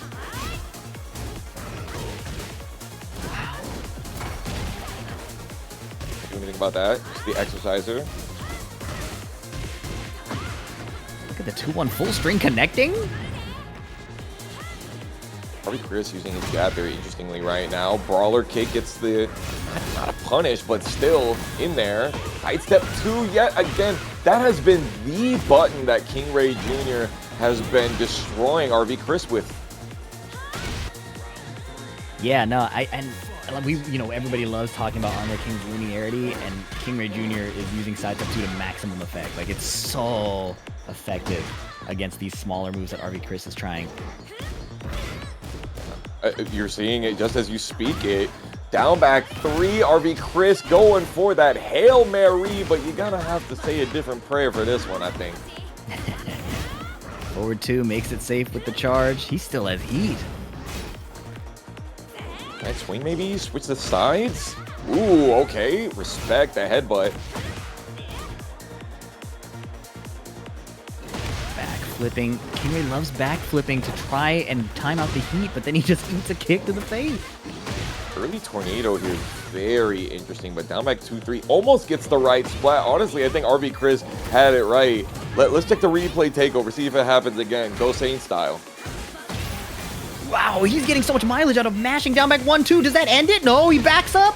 Oh, KingreyJr. Foul Ray Jr. I don't like jabbing much against either. Alisa versus Fahkumram. Pokchop versus Cheeseyoni. I think a single jab can be really good against Alisa, right? If you do like jab strings, a lot of times you'll get counter hit by these big, like the down 3s or the dual boot low as well. But it's definitely a tough dance here. Absolutely. Cheeseyoni got a lot of HP to make up here. Ooh, good call out on the back 3. You know, Alisa loves sidestepping, so reasonable that he could assume that Pokchop would try to call that out. Brother, didn't go for the heat dash right there. Honestly, think that they were close enough that they could maybe heat dash, get rage art, maybe make the life lead. No, the 4 not getting punished. Yeah, we talked about it before. Needed the hop kick there. Need to capitalize. It's a bit of a tough punish, but he closes out anyways with some chainsaw offense. As Cheeseyoni is wont to do. Cheeseyoni probably one of the most chainsawest Alisa players, and that's saying something. Yeah. I mean, I think that, you know, leveraging the power that is offered there is important. He's a bit slow on these wall standing 2s. Again, precision against Fahkumram when you're given the opportunity is so important. Back 3 catching the sidewalk this time. Caught you looking at it. Got it. There it is, the quick trim. Ate all of that, but honestly didn't really do a lot of work. She recovered in time to block after, and now with the Magic 4, he's doing a nasty resplat combo. Uh-oh. Total disaster. Got those? There was no way you had those. That was absolutely crazy. Pokchop still staying composed. Cheeseyoni not going for them lows. Counter hit, standing 4, guaranteed follow pair. Chainsaw mix is blocked, but Pokchop also missing the punish. Tragic. Forward 2-1. Sometimes it just hits. That does break the wall. Nasty. Okay, we're definitely going to go downstairs. Get that big heartbeat disabler. Never mind. Chooses to keep the Oki. Wow, big punishable move and only a jab, but you have to keep it pushing. Where is he going? Bro, the whole foot was through that shrubbery. What are we on? Nice, finally gets the duck and Again, under the back 3. Very interesting that we saw a deja vu there. yeah, it makes so much sense. Alisa is a sidestepping demon, right? Lily gets the credit most often, but Alisa's doing the same thing. Back 3's a good choice, not if Cheeseyoni's looking for it. Chop was waiting for some weird, like, he's played against too many Yoshimitsu players in his time for sure. Knew the setup was coming. Oh, the destruction mid into the dual boot guarantee. Finishes Chop off there for game 1. It was a lot of high-paced action there. What did you see, Fee? Yeah, I think Cheeseyoni deserves a ton of credit for the defensive plays he was making. Like, it's so easy to see an Alisa doing chainsaws and be like, yeah, it's the same thing that happens in my ranked games. But you gotta pay attention to the fact that he was scouting the back 3s. At the end, he scouted the forward. Chop loves the forward 3. Loves that advancing low constantly. And being willing to call that out and succeeding and continuing to run the momentum even when the punishes failed, where the defense worked but the punish failed, exactly what you need to see against a Fahkumram. You know, make him feel weak by guessing right and cashing out as much as possible. For sure. And Chop is, as we said earlier, he's one of those people that believes so much in his mix-up and rotating his options. And so if you can get in his head and be able to beat those options that he mixes up so well, you've got yourself a recipe for success. Yep, and he's going to have to answer Cheeseyoni's sidestep left duck here, right? Cheeseyoni sidestep left duck, stand block the running 3, duck the jet kick. It's a scary, scary defensive thing to have to deal with as Fahkumram. Scary may be the wrong word. It's obnoxious. But it looks like he's getting through it. Oh, boy. Chilling. You're not going to go for the low right there. Down 1. Nasty. Interesting how Cheeseyoni, I saw him go and duck the second hit of the teep kick and just not go for a punish immediately. Maybe not feeling confident? Perhaps. It is also a bit of a mental stack thing when, you know, dealing with all of the threats and trying to find the exact one that you want to guess on. Not as straightforward to keep your hands ready. Fair enough. Ooh, didn't get the third hit, counter hit confirmed there, but finally gets a wall standing 2, and then sheesh, the destruction down 2. Okay, full crouch low. Ooh. Again with that sidestep low carry that you were talking about. Sidestep left duck. Oh my goodness, and now he's freestyling in chainsaw stance. Breaks the throw. Up, forward 2, catching the sidestep right on that timing. Without having to deal with the backbeat on this one. Looking like boom bap on this man's rib cage. What a duck. Oh, Lord. Cheeseyoni's looking unhittable. Any such cases for Cheeseyoni and his Alisa brother. And nice sidestep left, but couldn't get the punish. Wall splat, floor break, every part of the stage working with Cheeseyoni to maximize the damage. Punch him on the ground. Chamberlain, maybe the architect of this stage too, optimizing for every option that Cheeseyoni going for. No, couldn't get the heartbeat disabler. What in the tech roll? That was 100% calculated, programmed pressure from Cheeseyoni. You know he knew that setup was gonna work. But it's fine. That just means that we get to see what great things Armor King can do versus Zafina. And I'm really curious to see that, because when I think of Zafina, I think of also a tiny hitbox that's hard to hit. So Armor King having less egregious hitboxes might not be in his favor. I think forward 3 is really good against Mantis. Back 4 could also be good in some situations. What a great down forward 2 from Shadow 20Z here. And he got the anathema to finish it off. Okay, Matt Tekken keeping it a little slow, running some down 2. Shadow slowing down in response. Again, that infinite stage effect. And when it's Shadow on Zafina too, like, you're gonna feel that infinite stage effect. Okay, the heat smash, but she was airborne or in stance, so no damage nearly at all. That lead is minuscule. Yeah. Great option getting the backdash from the Tarantula low. If you backdash after that, pretty much nothing actually works from that stance. Shadow 20Z using the Anathema. Oh my god, blow out. EX conversion is tough, and Shadow's going to get the most out of it. Catching his rear, double tailspin, wall carry. Spending the Azazel ball? No, he still has. Okay. Killing on the ground. She put that arm out during the tornado, looking like she gonna choke you, and then the tornado comes out. What an unfortunate disappointment. Tiny sidestep right, getting completely around the while standing for. Nice hop kick punish on the power crush out of Scarecrow stand. Love to see somebody who's ready for that. Go back one, trying to get as much distance as possible. Succeeds, doesn't get the crouch throw. Engage. Oh, that gives strong arrow tailspin, no conversion though. Tons of chip, look at his gray health, and he has no heat engage to bring it back. Forward 1+2, pushing forward. Shadow, now with his back to the wall, you're not gonna finish that string.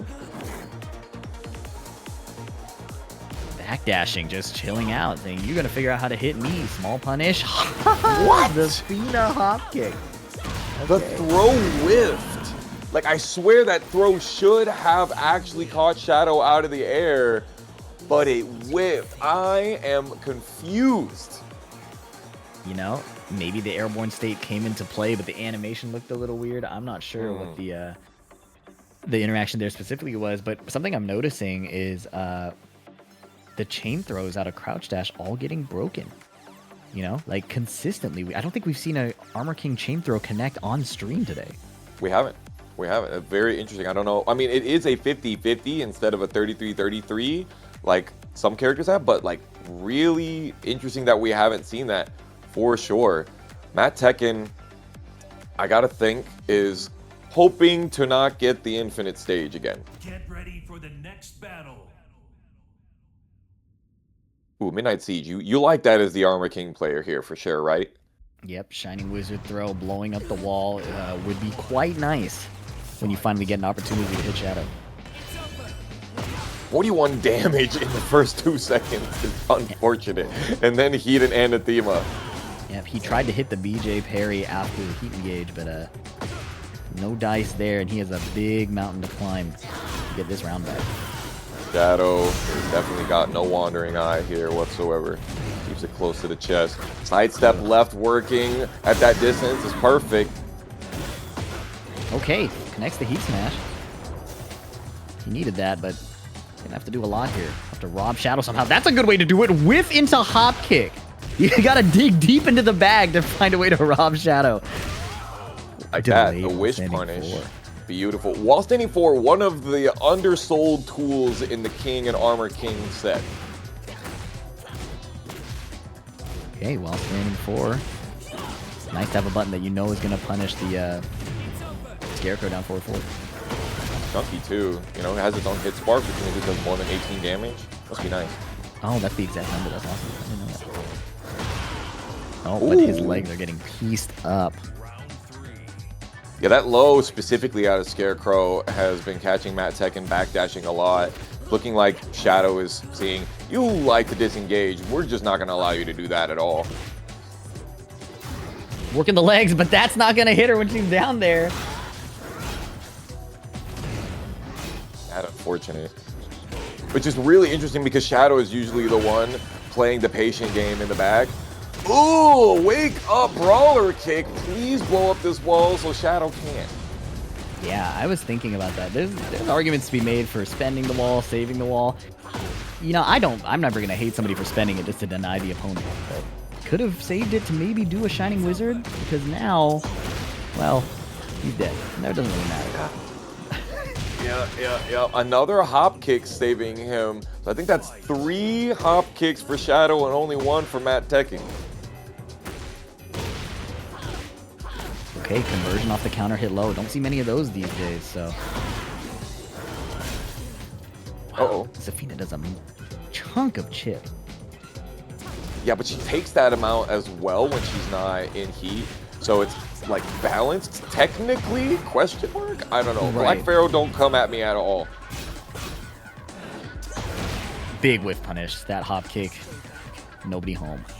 And a clean 2-0 from Shadow. Staying alive in the loser side, Matt Tekken having a pretty good run so far. Nice to see some Armor King represented. Had some great moments, leveraging Armor King's like robbery style in addition to the regular style. Be a slippery slope. But I agree. we have a match on our hands now. KingreyJr versus Cheeseyoni. Two players have been performing extremely well in this bracket that we've seen on stream. Cheeseyoni's defense so on point. KingreyJr, no surprises. He's a multi-tournament demon in person, in real life, in the Tekken World Tour.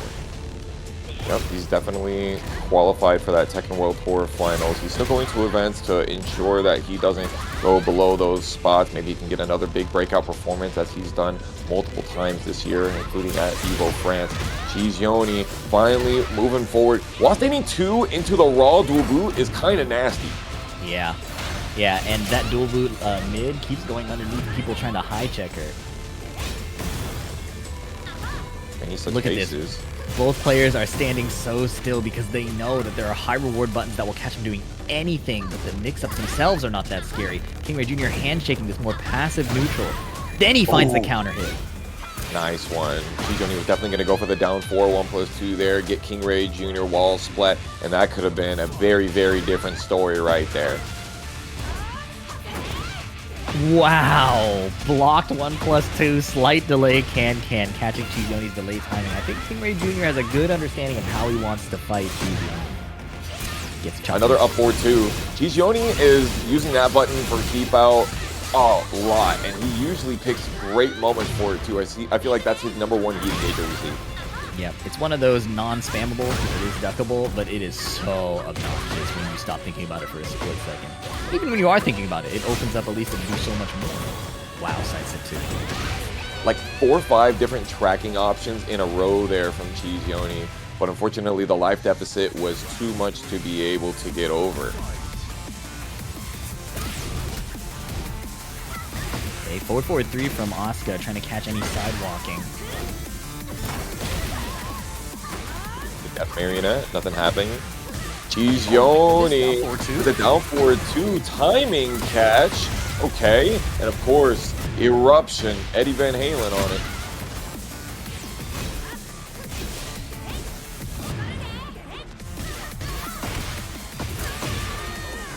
I really did not expect that entire side turn, that entire string to be able to actually be guaranteed in the side. I didn't think that Cheeseyoni had walked enough, but knows the exact centimeter that they need to be able to get those converts. Yep, still this really slow, methodical, not exposing themselves too much to Elisa's sidesteps or Asuka's parries, respectively. Just playing it very chill, trying to find a confident poke timing, and a little hit and run both ways.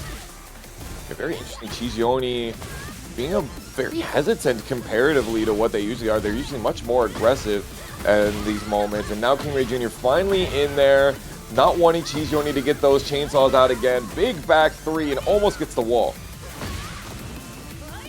Uh-oh, not a fortunate trade. Cheeseyoni has a mountain to climb. Dodges underneath, using the sidestep too. I can't believe that. Oh no! Damn shame. Dropped the Mole combo for game 1 of our winners final. Cheeseyoni definitely was trying to get some data in that first game there, Huffy. No kidding, yeah, and it is a first of 3, so these layer 1s are probably gonna evolve a little bit, but I think that the favor lies a bit in Kingrey's side, right? Like Asuka, before she was the offensive menace that she is now, had that defensive playstyle. Alisa, more of a poke character that will kill you for overextending. What if Kingrey just chills out and plays those counter hit buttons? Now Alisa has to poke into that minefield over and over. That's not a fun place to be as an attacker. So I think Kingrey getting this early game lead is where anybody wants to be, but especially in this matchup is probably annoying. Absolutely. And it's really weird, Cheeseyoni not being quite as reactive as we've knowing as we've known them to be. I say that, and then they go for the immediate duck wall standing too. Doesn't quite work though. KingreyJr. yet again getting just a little bit too far away from that wall. Ooh, nice wall standing 3. Is it enough? This is gonna be tight. KingreyJr. we're talking about here. Oh, no, you tried for the cheeky. He didn't think he had enough either, and Cheeseyoni knew it. Whoa. I don't know what read that was, but maybe he missed the dash or something. Oh, boy.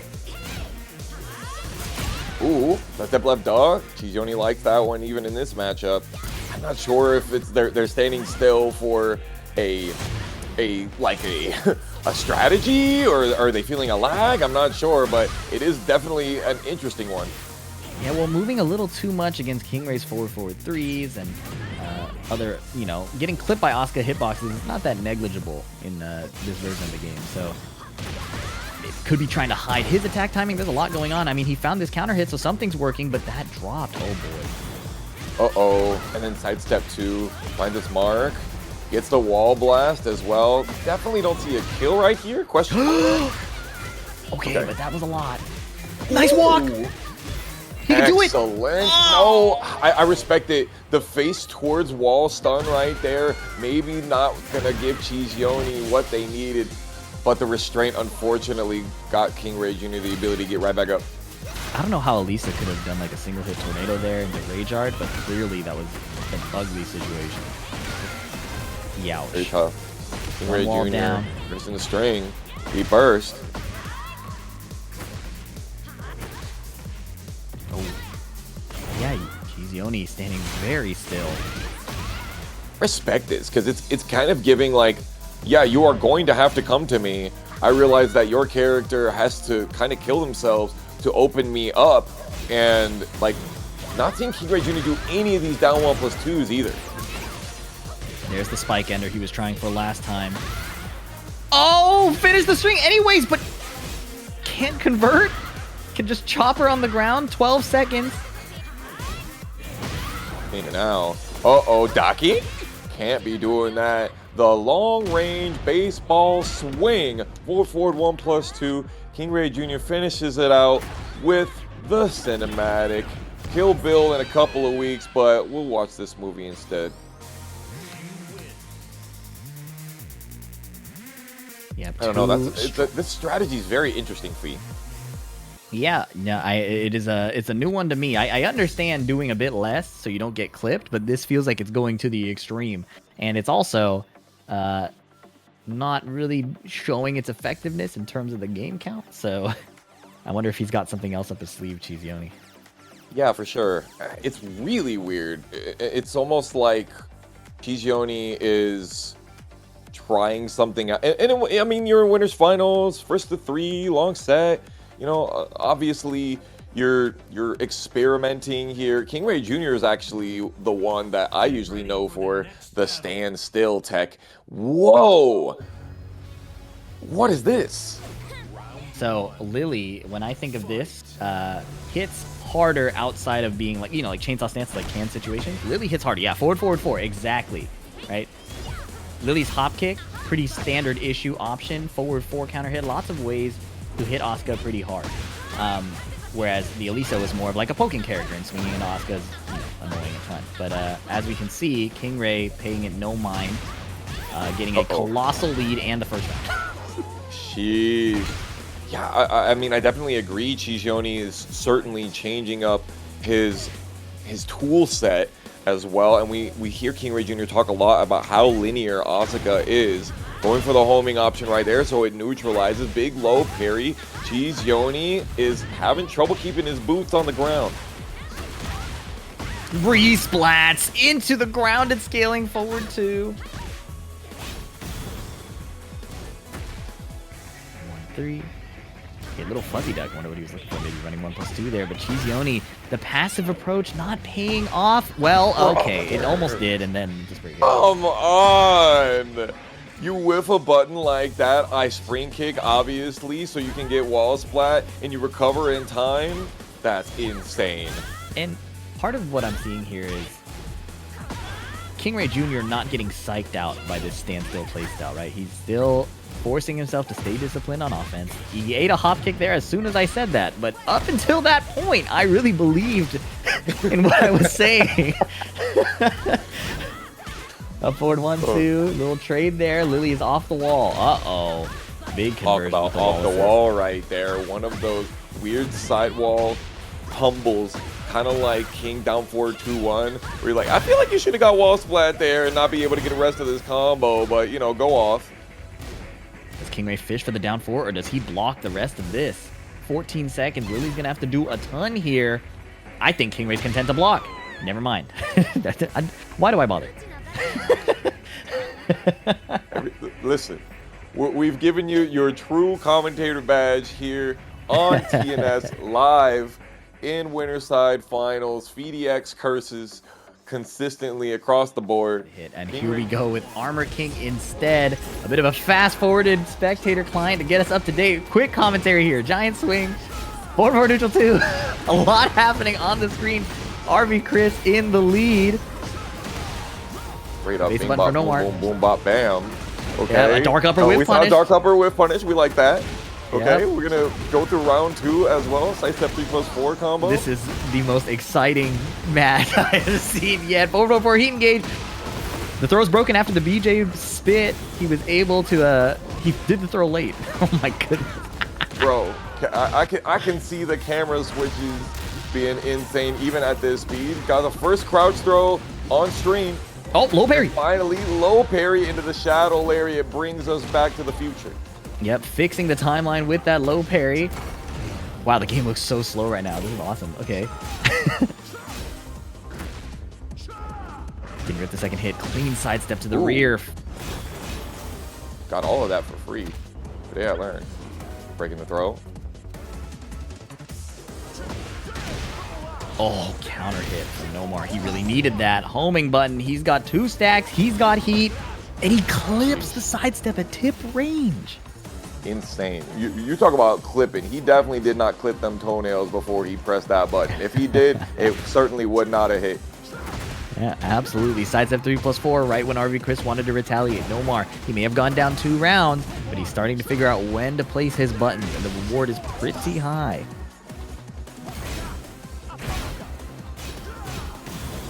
Got the heat dash movement. Beautiful. And gets the tornado on that. One of the better punishes out of the move list. I wonder if he has to delay that to get the tornado. That was really, really sick. Like catching RB Cris trying to wake up or something. A perfect for the second round. Ooh. And now it's a tie game. Oh, he just sent that. The relaxed 2+4 out like that. Big dopamine button yet again. And 2 stacks on the Manjinga. Nomar very solid. Also not afraid to run a little mix. That's what makes him so scary. Uh-oh. Drop kick, nice reactions. Okay, yeah, it didn't turn into a punish. Tornado still catches him though. Nice convert and finishes it off 100%. Round 5 even. We didn't get to see the first 2 rounds outside of a slideshow, but that was definitely showing a lot of back and forth there. Kind of decisive from what we could glean at warp speed, so let's see if he's got some counter adjustments of his own. Uh-oh, early counter hit. Really nice that he was able to get the Armor King and get the Pack Pixel stage for this very reason. Already stacking up 60 damage. Perfect opportunity. Yeah. Oh boy. Okay. Just gets a simple back turn conversion, no wall splat. Nomar's pretty happy about that one, I'm sure. Get flipped over. Okay, trying to run the forward 3-2 can string. It's one of the sillier additions Armor King has, but as you can see, not that high rewarding in most cases. Uh-oh. What a reaction, man. That down back 3. Very interesting. RB Cris using that a lot more, although he is wont to use it a lot, like his homing strings in the Clive as well. No launch punish on the back 3-3 is unfortunate. Yeah. RB Cris in general has this way of activating like a phase 2 of his game plan, and we saw it immediately with the forward 3-2 string, the down back 3. And Nomar still being pretty prepared to deal with it, but getting wall splatted. Uh-oh. Crucial drop. Yeah, damn, I believed in that one too. It seemed like he had just the right amount of step. But those of you that have been in the lab for 4 hours trying to get that one perfect combo know it ain't always that easy. Heat dash right here, gonna get a little bit off axis and not get the great wall. Uncharacteristically looking like he has some issues closing out, landing these combos. I don't know what happened, but Nomar is looking real composed. He has 5 seconds to try to equalize this health deficit. It's getting close. Plus frames. A Rage Art may be coming. No, frame traps. Very interesting. He had Rage and had a huge life deficit in the middle of that combo. He's like, no. I'm going to get all of this, get that big unskilled damage on the end, and get recoverable at the same time. And now starting off round 3 with the Pack Pixel Explosion. Good block on the full crouch low. Gets the conversion he was looking for. Is he trying to get to the exploding floor? Oh, no. Uh-oh, here we go. No clean wall splat. Uh-oh. Ah, he could have launched that for sure. That's unfortunate. Finishes the string.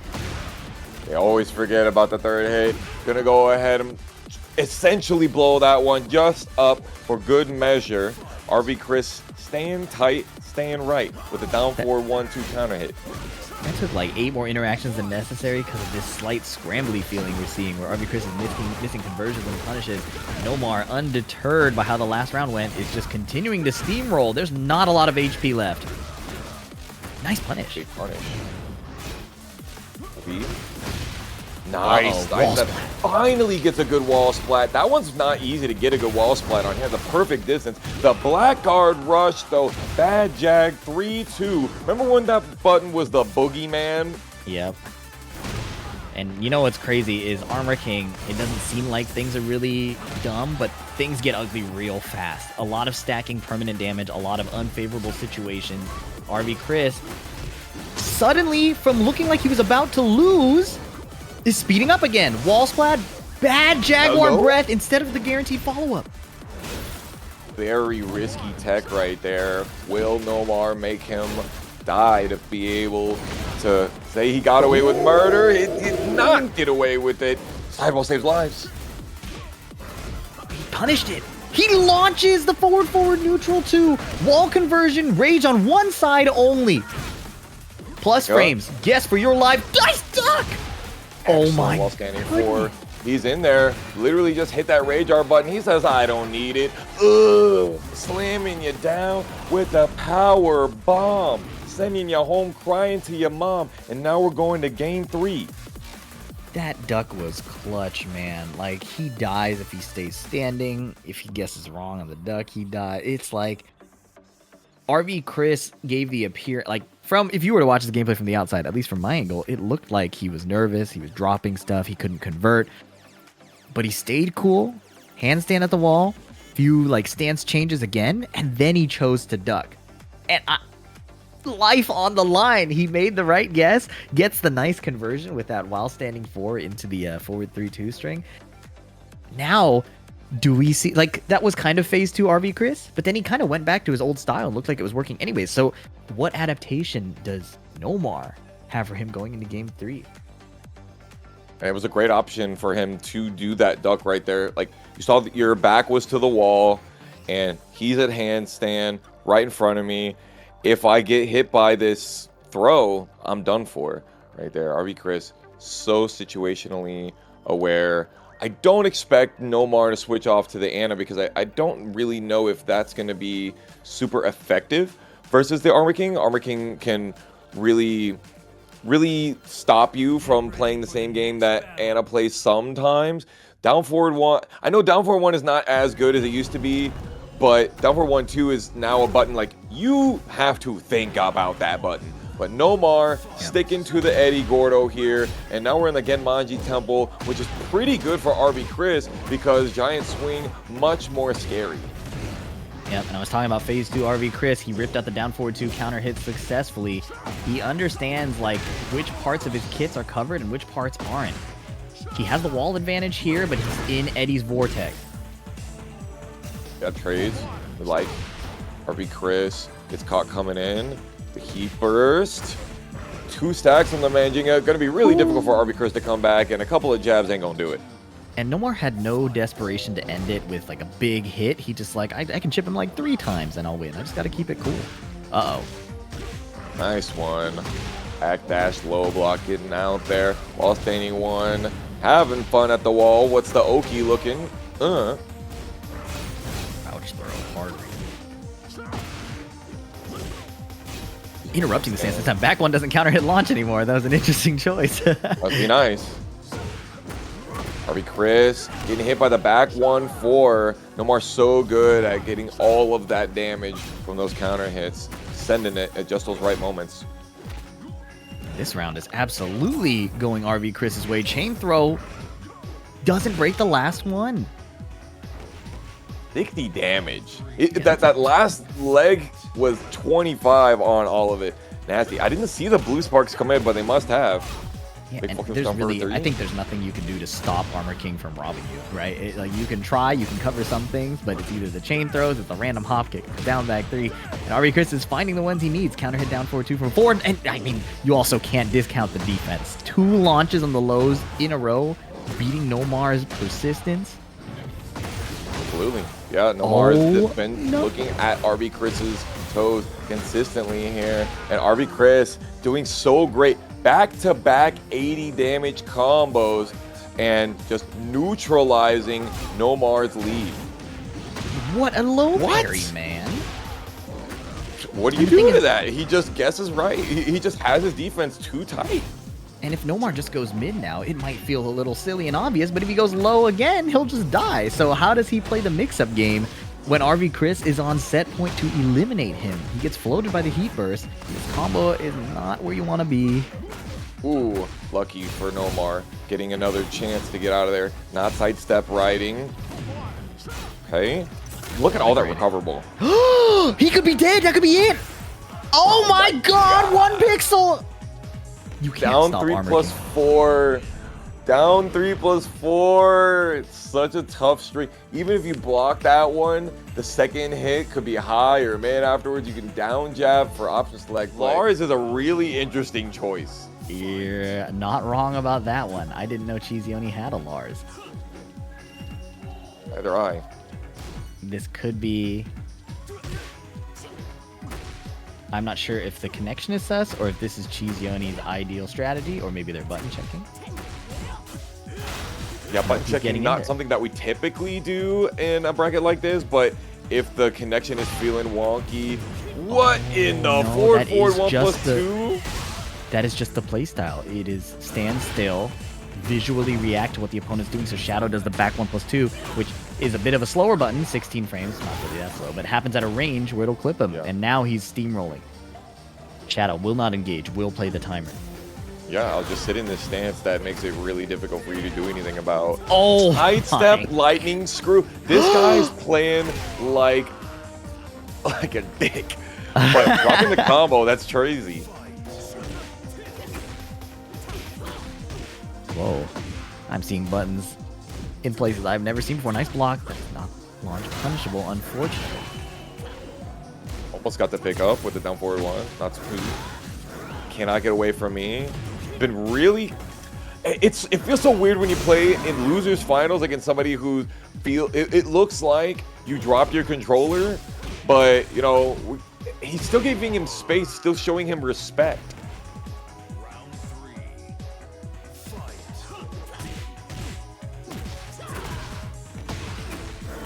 Getting under there with a wall standing 1-2. Stopping Cheeseyoni. We're continuing to do what they were doing. Pillow Princess strategy, not working out. Primitive grudge.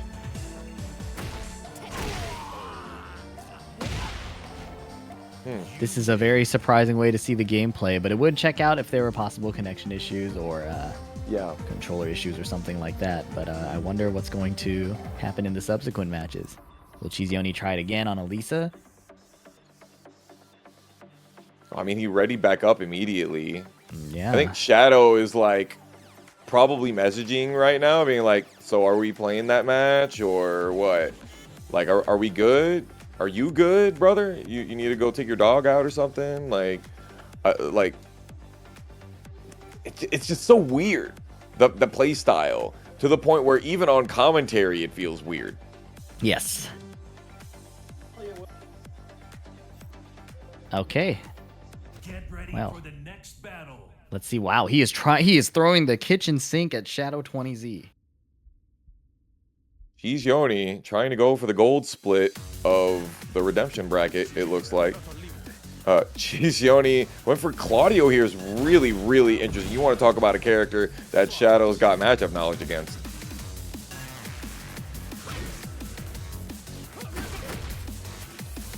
He's going for it.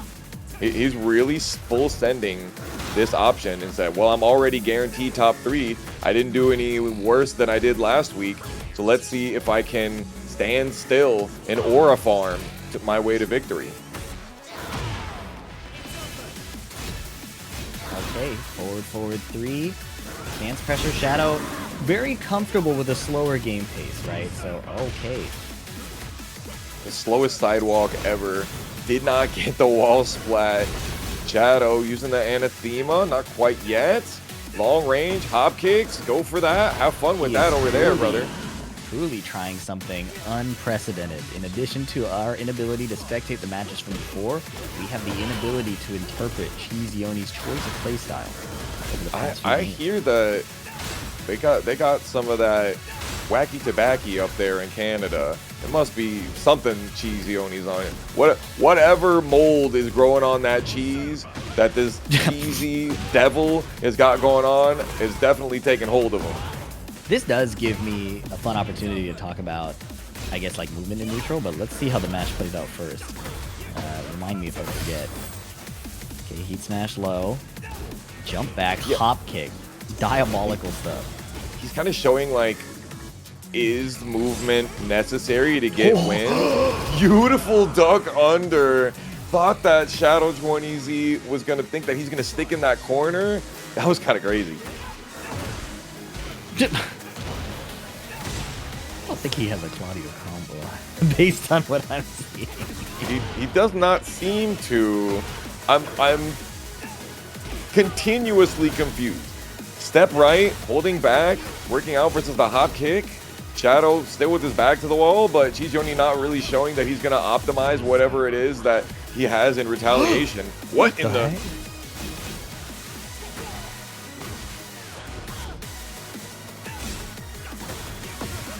Okay, big smash. It's like so low interaction per minute. It's like it's not even the movement is even lower per minute.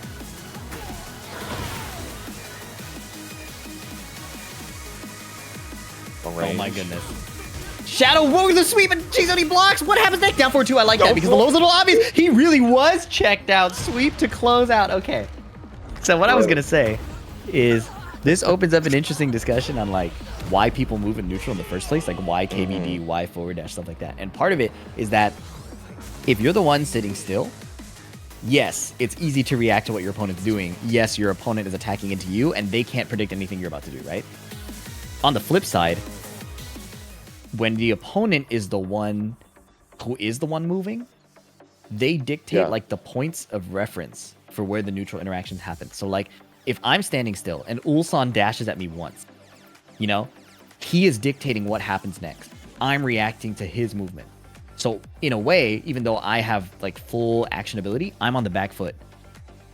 And that is the disadvantage to this kind of strategy. Against somebody who is skilled at attacking, they can move forward without getting clipped, backdash without getting clipped, sidestep, etc., and dictate the pace of the interactions. And I think that's why you see Shadow succeeding. Even though he's eating hop kicks now and then, he is the one that is doing the conditioning.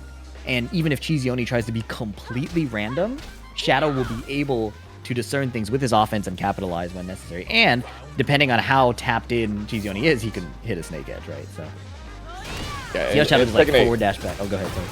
The aggressor definitely controls a lot of how the full set is gonna take place in Tekken 8. So for Cheeseyoni to choose to be passive more often, we're seeing that that's not quite working out very well. And now when Cheeseyoni's choosing to be aggressive again, it comes back. Yeah, now the advantage to picking somebody like Lydia is that when he does choose to drive the interaction, there is a huge stacking reward for being correct.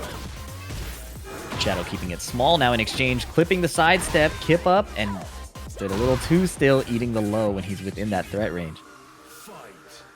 I do really find this style admirable. The fact that he sticks to it and he's like, I'm just not going to make decisions on movement that are going to get me killed. I'm just going to sit right here, neutral guard, and it has worked out marginally. Yeah. But Shadow 20Z has stopped it. He's finished the whole majority rules. That's crazy. Yeah, no, I think you bring up a good point. It's like, he didn't try it once and back off. He is committed to seeing if this style will beat Shadow. Maybe it's a character, maybe it's finding Shadow's specific timing eventually. But I do think against a player of Shadow's caliber, it is an uphill battle trying to play. Like, there's a reason you don't see this at super high level play very frequently. Like, it may happen once or twice in a blue moon, but by and large, both players are fighting for control, using their movement to try and, you know, manipulate people to do certain things. 100 damage combo, yeah, for sure. It's Guaranteed. something that you see like 1 or 2 interactions in an entire tournament, let alone an entire set. Cheeseyoni now being a lot more active, getting punished with the 13 frame heat engager. Shadow not heat dashing, beautiful step to the right. Gotta make decisions now, Joni. Yeah, the other trade-off here is when Cheeseyoni does decide to get active, maybe it pays off because Shadow's not looking for activity there, right? But that'll only work a few times. Pocket Sand doesn't work very frequently in a clean 3-0. Shadow demonstrating the weaknesses of that style of play. Shoutouts to Cheeseyoni for trying it in a tournament with such a big pot, but I think this is a great, honestly, this is a great example of a match for a style people may run into. Able to get a tornado regardless, but I think that, you know, they have run this dance enough times. It's gonna be nice and nuanced. Ain't no standstill action happening right here. Grand finals, and there it is, the forward 2 right on time. Beautiful stuff. Didn't get the low splat on that combo conversion, but catch the sidestep left with the up forward 1. That's what you use the move for. A big whiff punish with the heat engage is also what Shadow was looking exactly for, just to get that gray health back. Didn't think that the heat burst was gonna whiff, so went for the down 3 instead. Shadow got the heat, perfect wall, pong, boom. Oh, That I forgot wall that was gonna happen. That's crazy. That wall is not flat. that is not a flat wall. Oh my god, he's able to get the kill. That Okay. wall is the most magnetic exploding wall in the entire game. I've never seen anything like that in a modern video game. 116 damage, our biggest combo of the entire night in round 1 of Grand Finals, and we're already in the eruption with the Kaiju. Yes, sir. Looking nice spacing out of the forward 4, goes for a poke instead of a whiff punish, and gets evaded by Asuka's down back 2. The Funeral Palm. The reason it's called that, because your hitbox dies. Okay, sidestep 2, so much mileage this tournament. Whiffing, ooh. Sidestep 2 again? Other. Okay. Miss Palm Thrust really must be on KingreyJr's mind at all times. Round start Sabaki is crazy. Okay, 1-3.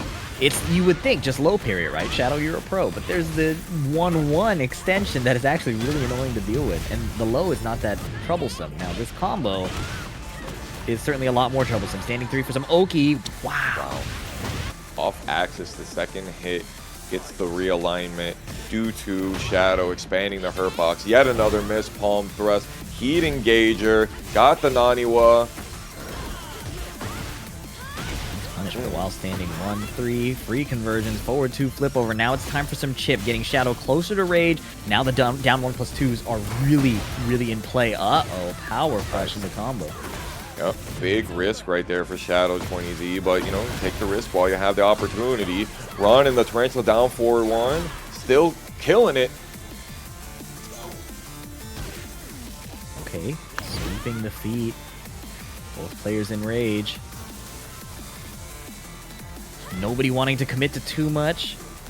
Absorbing some of Cheeseyoni's power with this neutral. Nobody wanting to commit! That's why! Good On the stuff. jab even, insane spacing, timing, and movement, as well as reactions from KingreyJr on that one to close out game 1 of Grand Finals. Now, this is the kind of action that we're used to seeing. Yep, that was a pretty good play from Kingray. Nice composure to not force it, like recognizing that Shadow's in that mood to chill out. It can be tempting to be like, it's now my time to attack, but if that's what the other guy's looking for, you might be trolling. So they both kind of settled down, jockeyed for who was going to go for the, first attack, and Kingray kept it really ice cold there. I was really impressed with that. And we got Fergus out there in the chat as well. Big shout out to the man, the Asuka.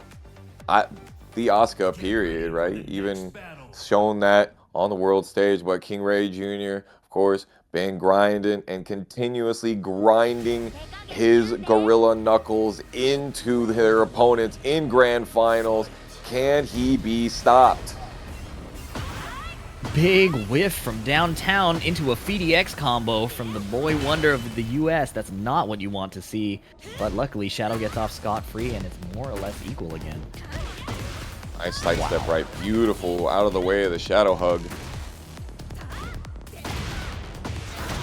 Counter hit, confirm.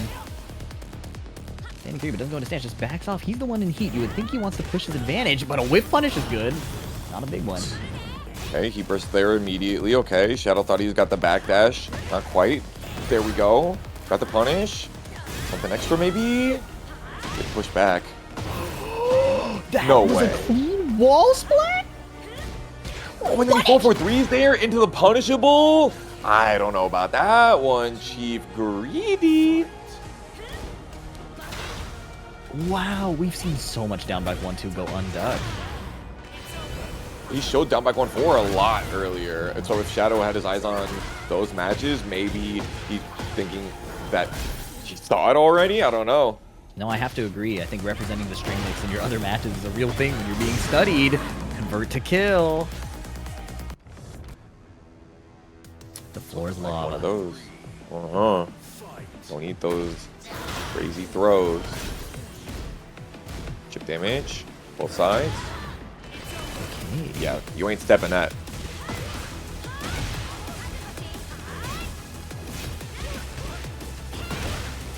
Whoa! Baited him. It almost looked like a full charge. Let it rip. The variable charge on some strings is dastardly. Forward 1+2 right when the heat runs out here. Flouncing and pouncing and getting the low wall splat as well. Shadow's still keeping it so conservative against Asuka's scary defensive buttons and options. Confident in his defense. Very confident in that down forward too. Still has an Azazel ball. Wow! Raw sack tap back one into Anathema. That killed. 59 damage just for a back one. Solid ass timing read though, to be fair. Insane. Shadow's really good at only using his Anathema when it's gonna work. I don't know how. Like the amount of rounds that I see him win with that Azazel sphere still glowing is like, you're telling me that you're winning these games and you're not even using the install? Yeah, no, it's really it's nostalgic to me to see him playing this slower neutral pace. It reminds me so much of when he was super successful in Tekken 7 and against a counter hit character like Asuka. It's also fascinating to see that Kingray is matching his pace. That was a great down forward too. Great spacing on it, catching in the middle of that 1+2-4 string. Okay, moving on. 1-3 both hit whiffing, but coming back and nothing on the funeral palm. Damn shame. Yeah, a bit of an unfortunate spacing. Nice block punish here. Stance offense. Shadow being the aggressor now, playing attacks from a distance too. It's so hard to find a bead on when to attack her. He's all of that shit. There it is though. The heat dash, 60 damage, and that's your last. Shadow, he's really good right now at making KingreyJr make the wrong mistakes. Like KingreyJr was doing can at the wall there, got caught, but nice convert here. And the fascinating thing is, like, when you look at some of these interactions, KingreyJr is finding clutch launchers and key timings, right? But Shadow just somehow closes it out, whether it's some stance offense here, some long-range hitboxes there, counter hit on the second hit of the string. Not afraid to keep going low. Look at the chip. Oh my goodness. God. Not afraid to go low, not afraid to go for those long, like wall running threes as well to mix up his timings. As you just said, Kingray getting yet another one of these big combos, but can he clutch out? It's a really cool style Shadow's playing, but now that his back is to the wall, does he have a chance to back away and play it slow? Heat smash to convert, is that what he wanted? Yeah, I don't know. Very interesting. Maybe he forgot that he had run the Heat Burst already, or maybe he likes the Heat Smash Oki. Not sure. He got the perfect, though, so works for me. Yeah, before Shadow could find the Heat Engage. Oh, what is this? I'm telling you, they both studied the book of Cheeseyoni. Somebody in chat asked, why would you study that? Look at your screen, bro. Shadow is winning. Hey, broken Oh clock, my God. right twice a day? And the nasty part about Shadow doing this is he has those long-range buttons. It's not just that you have to be afraid of whiffing. He might just swing and you'll die. Nice punish! Oh, boy. Excellent. Yeah, gonna work Oh, if Shadow was gonna be standing or if not. Excellent. There it is. 70% of the heat still. Oh. Nice opportunity. What a conversion! That's how you do that? You're kidding me. And he's gonna rage art here. No, he doesn't need it. Insane convert. One of the cleanest that I've seen in a minute. Yeah, floated down forward 2 into the forward 2, only possible with the buff, I believe. I don't know how else Asuka can convert that. Calls out the string with a punish there. There was a third hit. Shadow pays it no respect. Sidestep on the kip up to create a delay with punish. KingreyJr looking super good. Break the throw. With punish! Oh, missed palm thrust, didn't have the heat engager, got the off axis, and of course you wanted the tech roll after that. So I'm gonna make you eat that one for breakfast. And KingreyJr, one game away for becoming another TNS champion, another notch on the belt. We shall see if it happens. Fergus, I gotta know, that convert, was that as saucy as it looks, or was that kind of, you know, oh yeah, all of us Asuka players in the Asuka Discord run that one all the time. That's nothing special. It's special to me. Yeah, I gotta hear Fergus's answer to that, because maybe it's simple to execute, but the awareness to convert off that right away was pretty cool. I had not seen that before.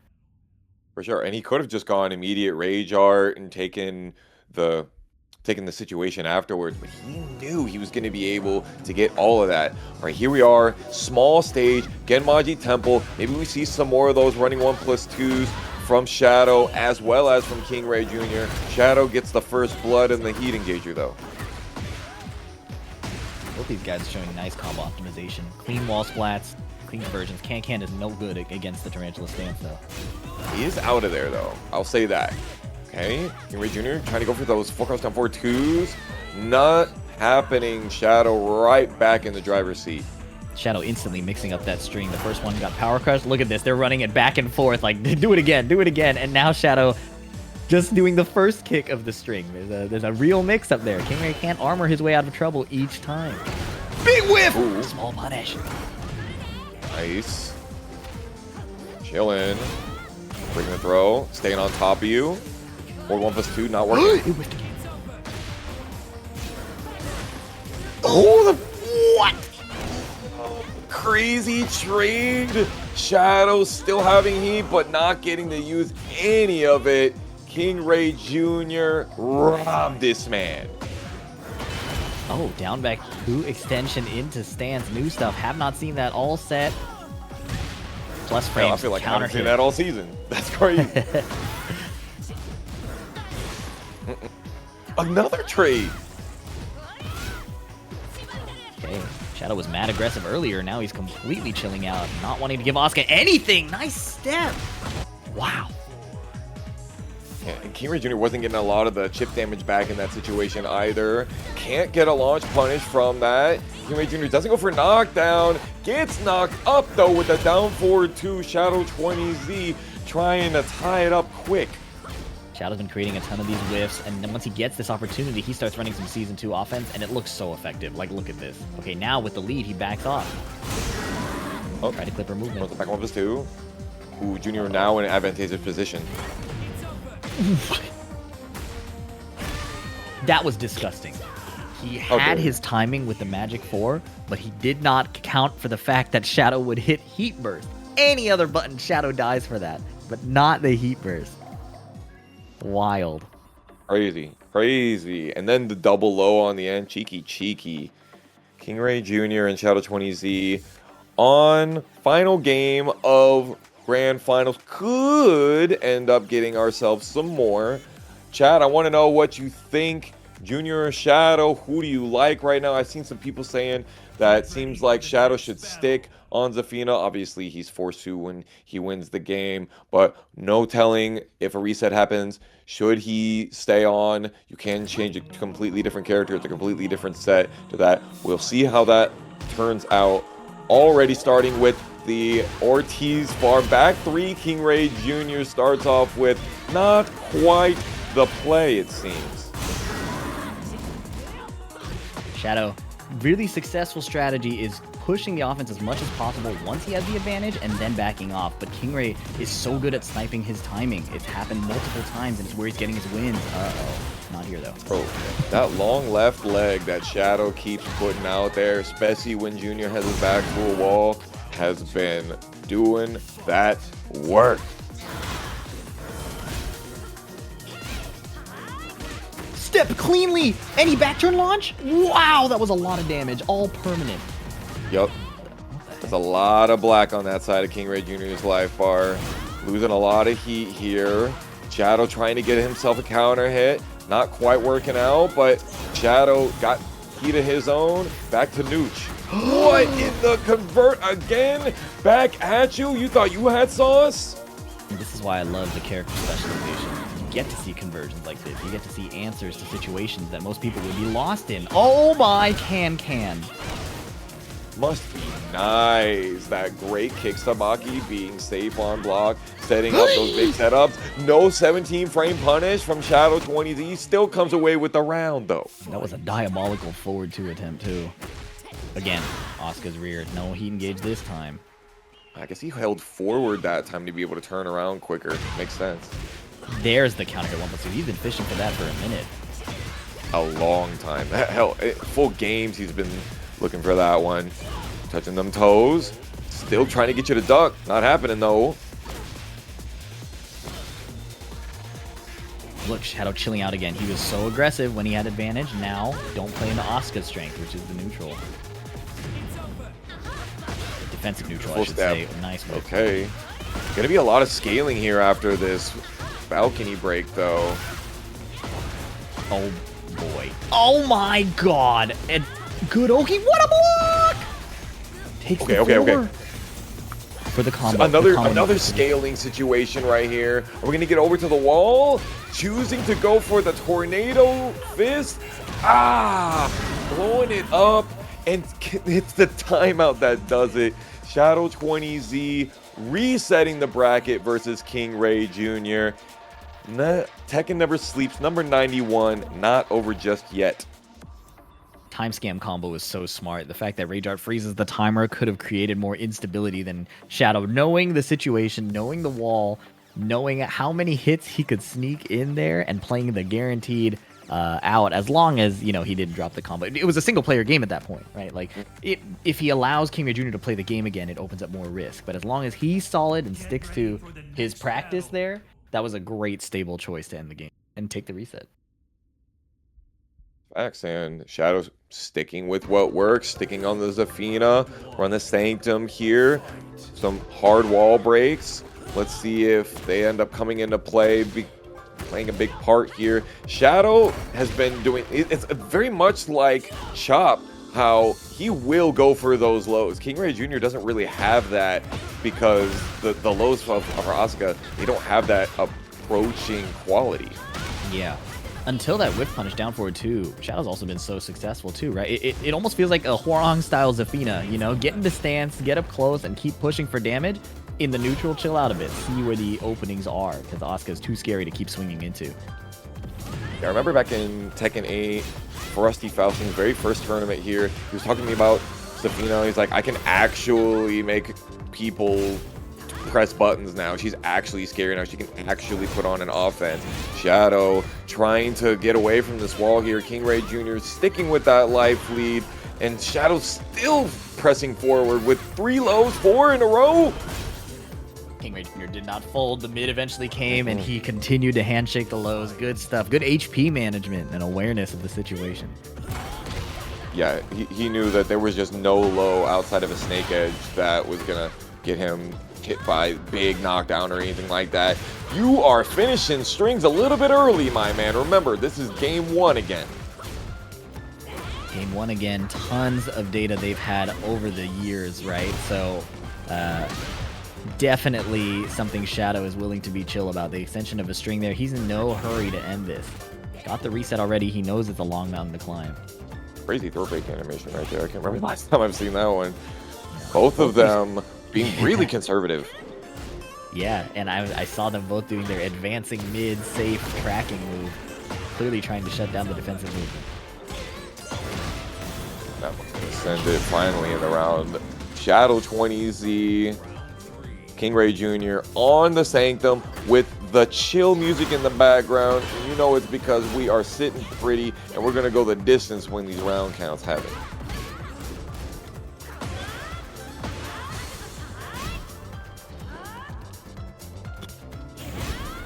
No whiff punish in the 1+2. Big knockdown though from the counter.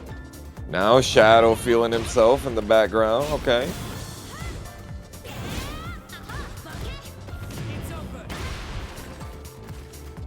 Okay. Again, Shadow chilling out even with his back to the wall. No sense of anxiety or stress in his movement whatsoever.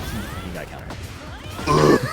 Walked right into it with a button. They were both at like range 5 and they both simultaneously decided now to just rubber band at each other. And KingreyJr. just picked the faster option or did it a little bit quicker. Yet another one of the full cross down forward 2s and the crouch cancel down forward 2. Tough stuff. Yeah, we all like to say Asuka's an easy character, and I still think she is, but that is one little piece of execution that is quite impressive. And we love to see it. Run up in the down 1+2, do it again.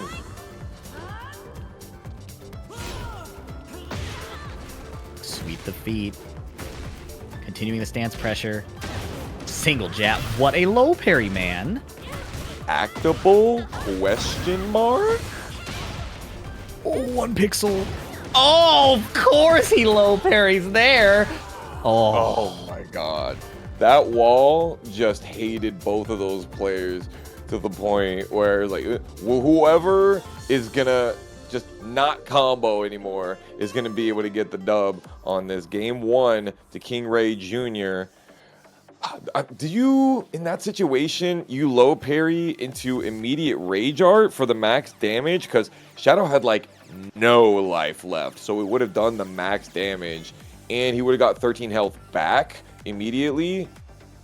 Max damage, I have to imagine that he would have liked to do some hits to restore some health and then maybe Rage Art to delete the gray and heal a bit more, or save the Rage Art for another panic situation if KingreyJr. goes for an obvious poke or something like that. I don't know if that's the situation where I would spend it immediately. Regardless, Shadow was not prepared for the sidewall there, and that saved Kingrey's life. Yeah, I think the sidewall there is really the... I'm not saying that I could make a decision like that so easily in that beautiful sidestep. Shadow 20D definitely great at making decisions on the Oki versus Junior's tech roll catches. I was thinking this match might go the distance. The infinite stage is going to slow it down a little more too. Going to be putting both players' stamina a little bit to the test. Obviously, they're seasoned travelers, so online's going to be... He ducked it! Brother. Just the micro duck. I didn't even see the wig bob at all. KingreyJr. just getting under the 12 frame heat smash and just sending it. Uh-oh. Normal hit punch parry. Down 4-2 into Sabaki, and the jab that Shadow would have gotten absorbed by the Sabaki actually whiffed, and he still got hit by the launch. And notice, despite that disaster of a situation, Shadow has healed all the gray health, is pushing forward with his chip damage and stance offense, and I thought he'd be doomed, but look at the life bars now. Kingrey has no heat engage to bring it back, so he's swinging instead! Triple running 3. Are you Forward kidding me? 1+2 whiffing. Oh my god, fucking whiffs. KingreyJr. got so much gray life left. Shadow 20Z backing up, saying you're gonna have to come at me. Never mind. Kingray not able to find the low blocks on these stances, and he's winning so much damage. Shadow is because of these stance lows. It's a real mix for sure, but Kingray's gonna have to figure out something when Shadow is deciding to go belligerent on the 50-50s. Yeah, look at how KingreyJr. is like running his game plan of running him down. Come on up, running 3. No, I'm not gonna do the running move anymore. Full crush down forward 3. Shadow misses the opportunity to get a big whiff punish. It's an interesting tempo change because, you know, Kingray's ahead. He's been winning against this slower style, but now he's choosing to speed it up. Whether he wants to get to bed, whether he has a new plan, you know, trying to adjust before Shadow can counter-adjust. Whatever it is working. He's in the lead again.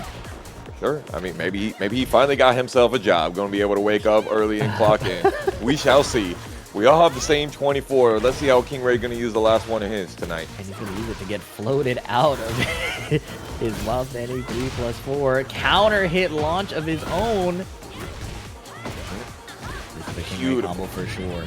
Bro, he's been doing this since Tekken 8 started, man. 102 damage in the open. No rage, just heat. And you thought you could wake up backwards? Sorry. KingreyJr. 2-0 now. And not only did he speed up his interactions in neutral, he started, you know, doing exactly what Shadow was doing. One conversion, one opening into continued mixing, right? Maybe like, I've had enough data now. It's time to make the plays. And he used that momentum to go up 2-0, possibly to close it out. I wonder if Shadow character swaps. We know he has the ocean of characters, but something tells me he's going to stick with the Zafina and make the comeback. Now that I've said that, might be different, but I was really confident at the moment I decided to say that would be the outcome.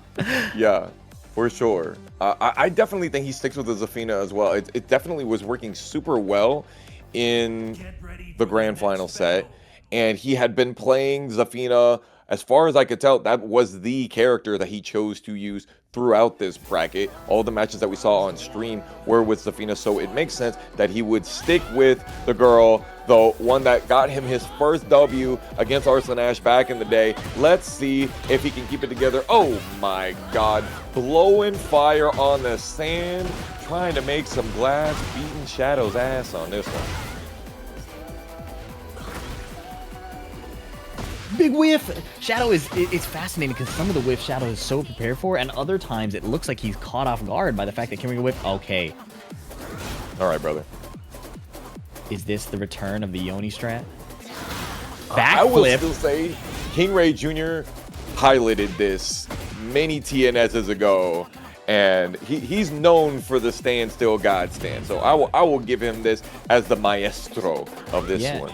And if you consider how Shadow's been getting all his openings when Kingray gets sniped out of neutral, right? And then leads to the mix-up chain. This is ugly. This is ugly. Nice! Yep. Shut down the mix-up. I had enough life for that. 100%. Yep. I had way more than enough life for that. And if I charged it up and you didn't get the ability to walk around me, your throw's not going to kill me in that situation either. KingreyJr. Perfect risk-reward analysis.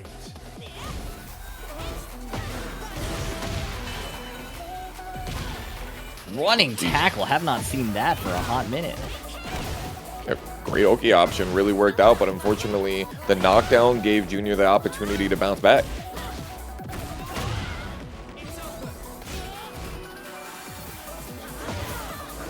Anti-air with the running 1+2. The strong aerial tailspin leading to a conversion. 1 pixel. Kingray. Jab in the face. Cut it. You need to cut it. Shadow 20Z, not out of here just yet. The 14-frame punishes are really coming in clutch for Joonya, especially on the wall standing. But Shadow right back in it with the heat, turning it up. Uh-oh, big drop. Sidestep right. Partial charge is unbelievable, man. Yeah, I didn't realize that you could sidestep it both ways. Zafina things, maybe? Might be a Zafina privilege, yeah.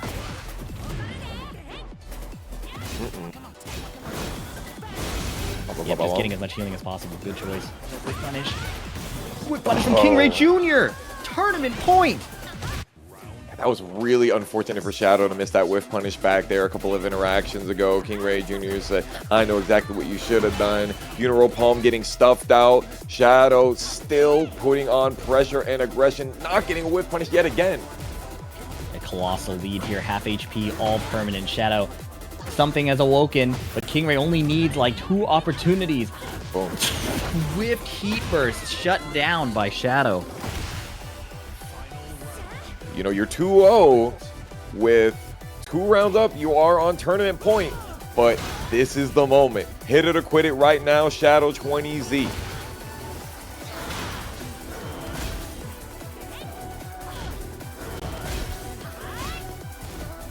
He's really using the Azazel hand to its biggest effect. You're seeing all that chip damage, basically all because of Shadow's own usage.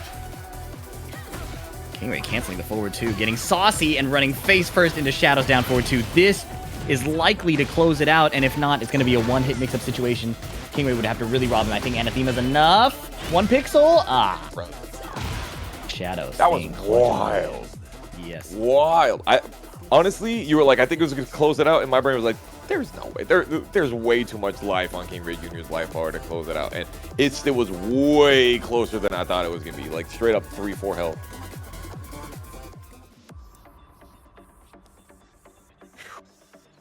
All right, yeah, so I'm glad Shadow stuck with his guns. He didn't need to change it up, and you know, the adaptations are coming through.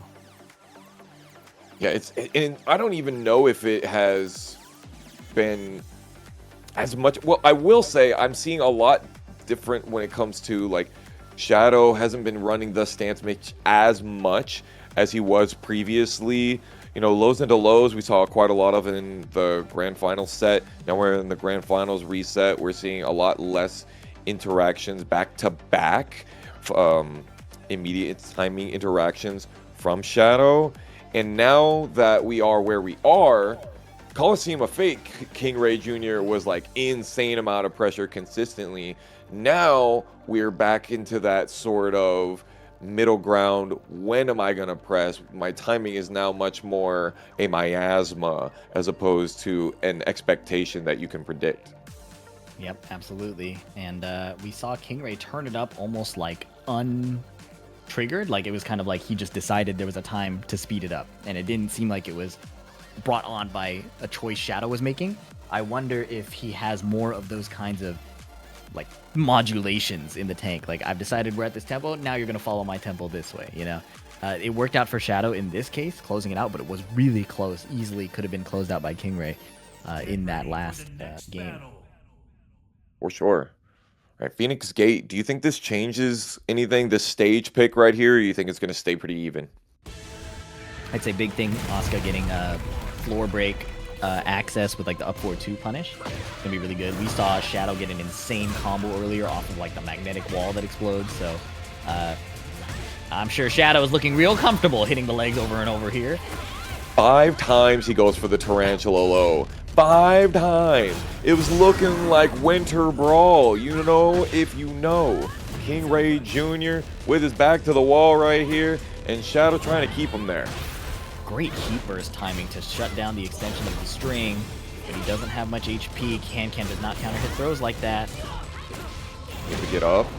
Quick, try to move, but the homing catches Shadow 20Z moving.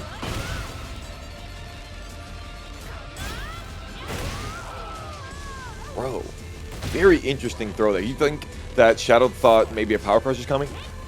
Perhaps. Either way, Kingrey coming out ahead here, although not after that counter hit interaction. Get popped up on that wall. Perfect spacing. Zafina doing 99 damage. Plus, he's like, I don't even know what the hit is going to do. I'd rather you just stay close. This passivity again from Shadow, inviting Kingrey to expose his attack timing, minimizing where he can cut that backdash is insanity. Single backdash, getting a sidestep right, getting around all of Asuka's moves. This movement might be why he stuck to Zafina. It looks like he's shutting down Asuka's hitboxes with so much ease. Yeah, definitely giving more credence to what KingreyJr. says consistently, and that is that Asuka has a lot of troubles getting in, making people duck, as well as the linearity. Tries to go for the kick sabaki instead of the guaranteed punish. I respect it. Sweeping the legs. Again, just letting that low go through. I have enough HP. Don't want to deal with the mid. Don't want to interact just yet. Maybe he's saving it for later. Floating Looks dagger. like Kingrey's also using the down back 4 to track the sidestep right, but it's a slower low, like slightly seeable, so like could be a liability later. Tracking the sidestep left. Hey, maybe he's using it for mental stack as well, because you know there's always those follow-ups that you might be afraid to run. KingreyJr. with these big circular attacks, finally getting himself closer to the winner's circle. Can he finally close out?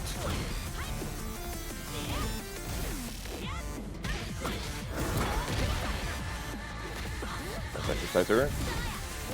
Floor still in play.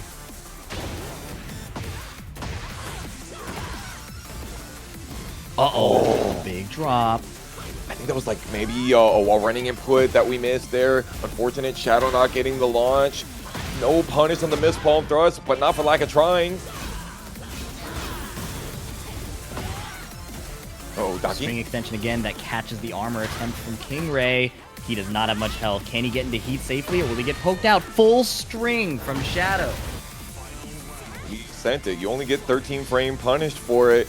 Shadow now, one round closer to giving us a full 10-game grand finals. But that spacing from KingreyJr. is doing that work. And we went all 3 rounds on this without getting the explosion up until now. Yep, and if you flip the script, you know, we've been talking about Shadow staying composed. Now, if you look at that down forward 2 situation, it's Kingrey who found the key interactions, and one more can counter hit. This is the end. Tournament goes to KingreyJr. Incredible composure to play at that slow pace, and you know, usual expertise that we always see. A fantastic win against a strong opponent in Shadow 20Z.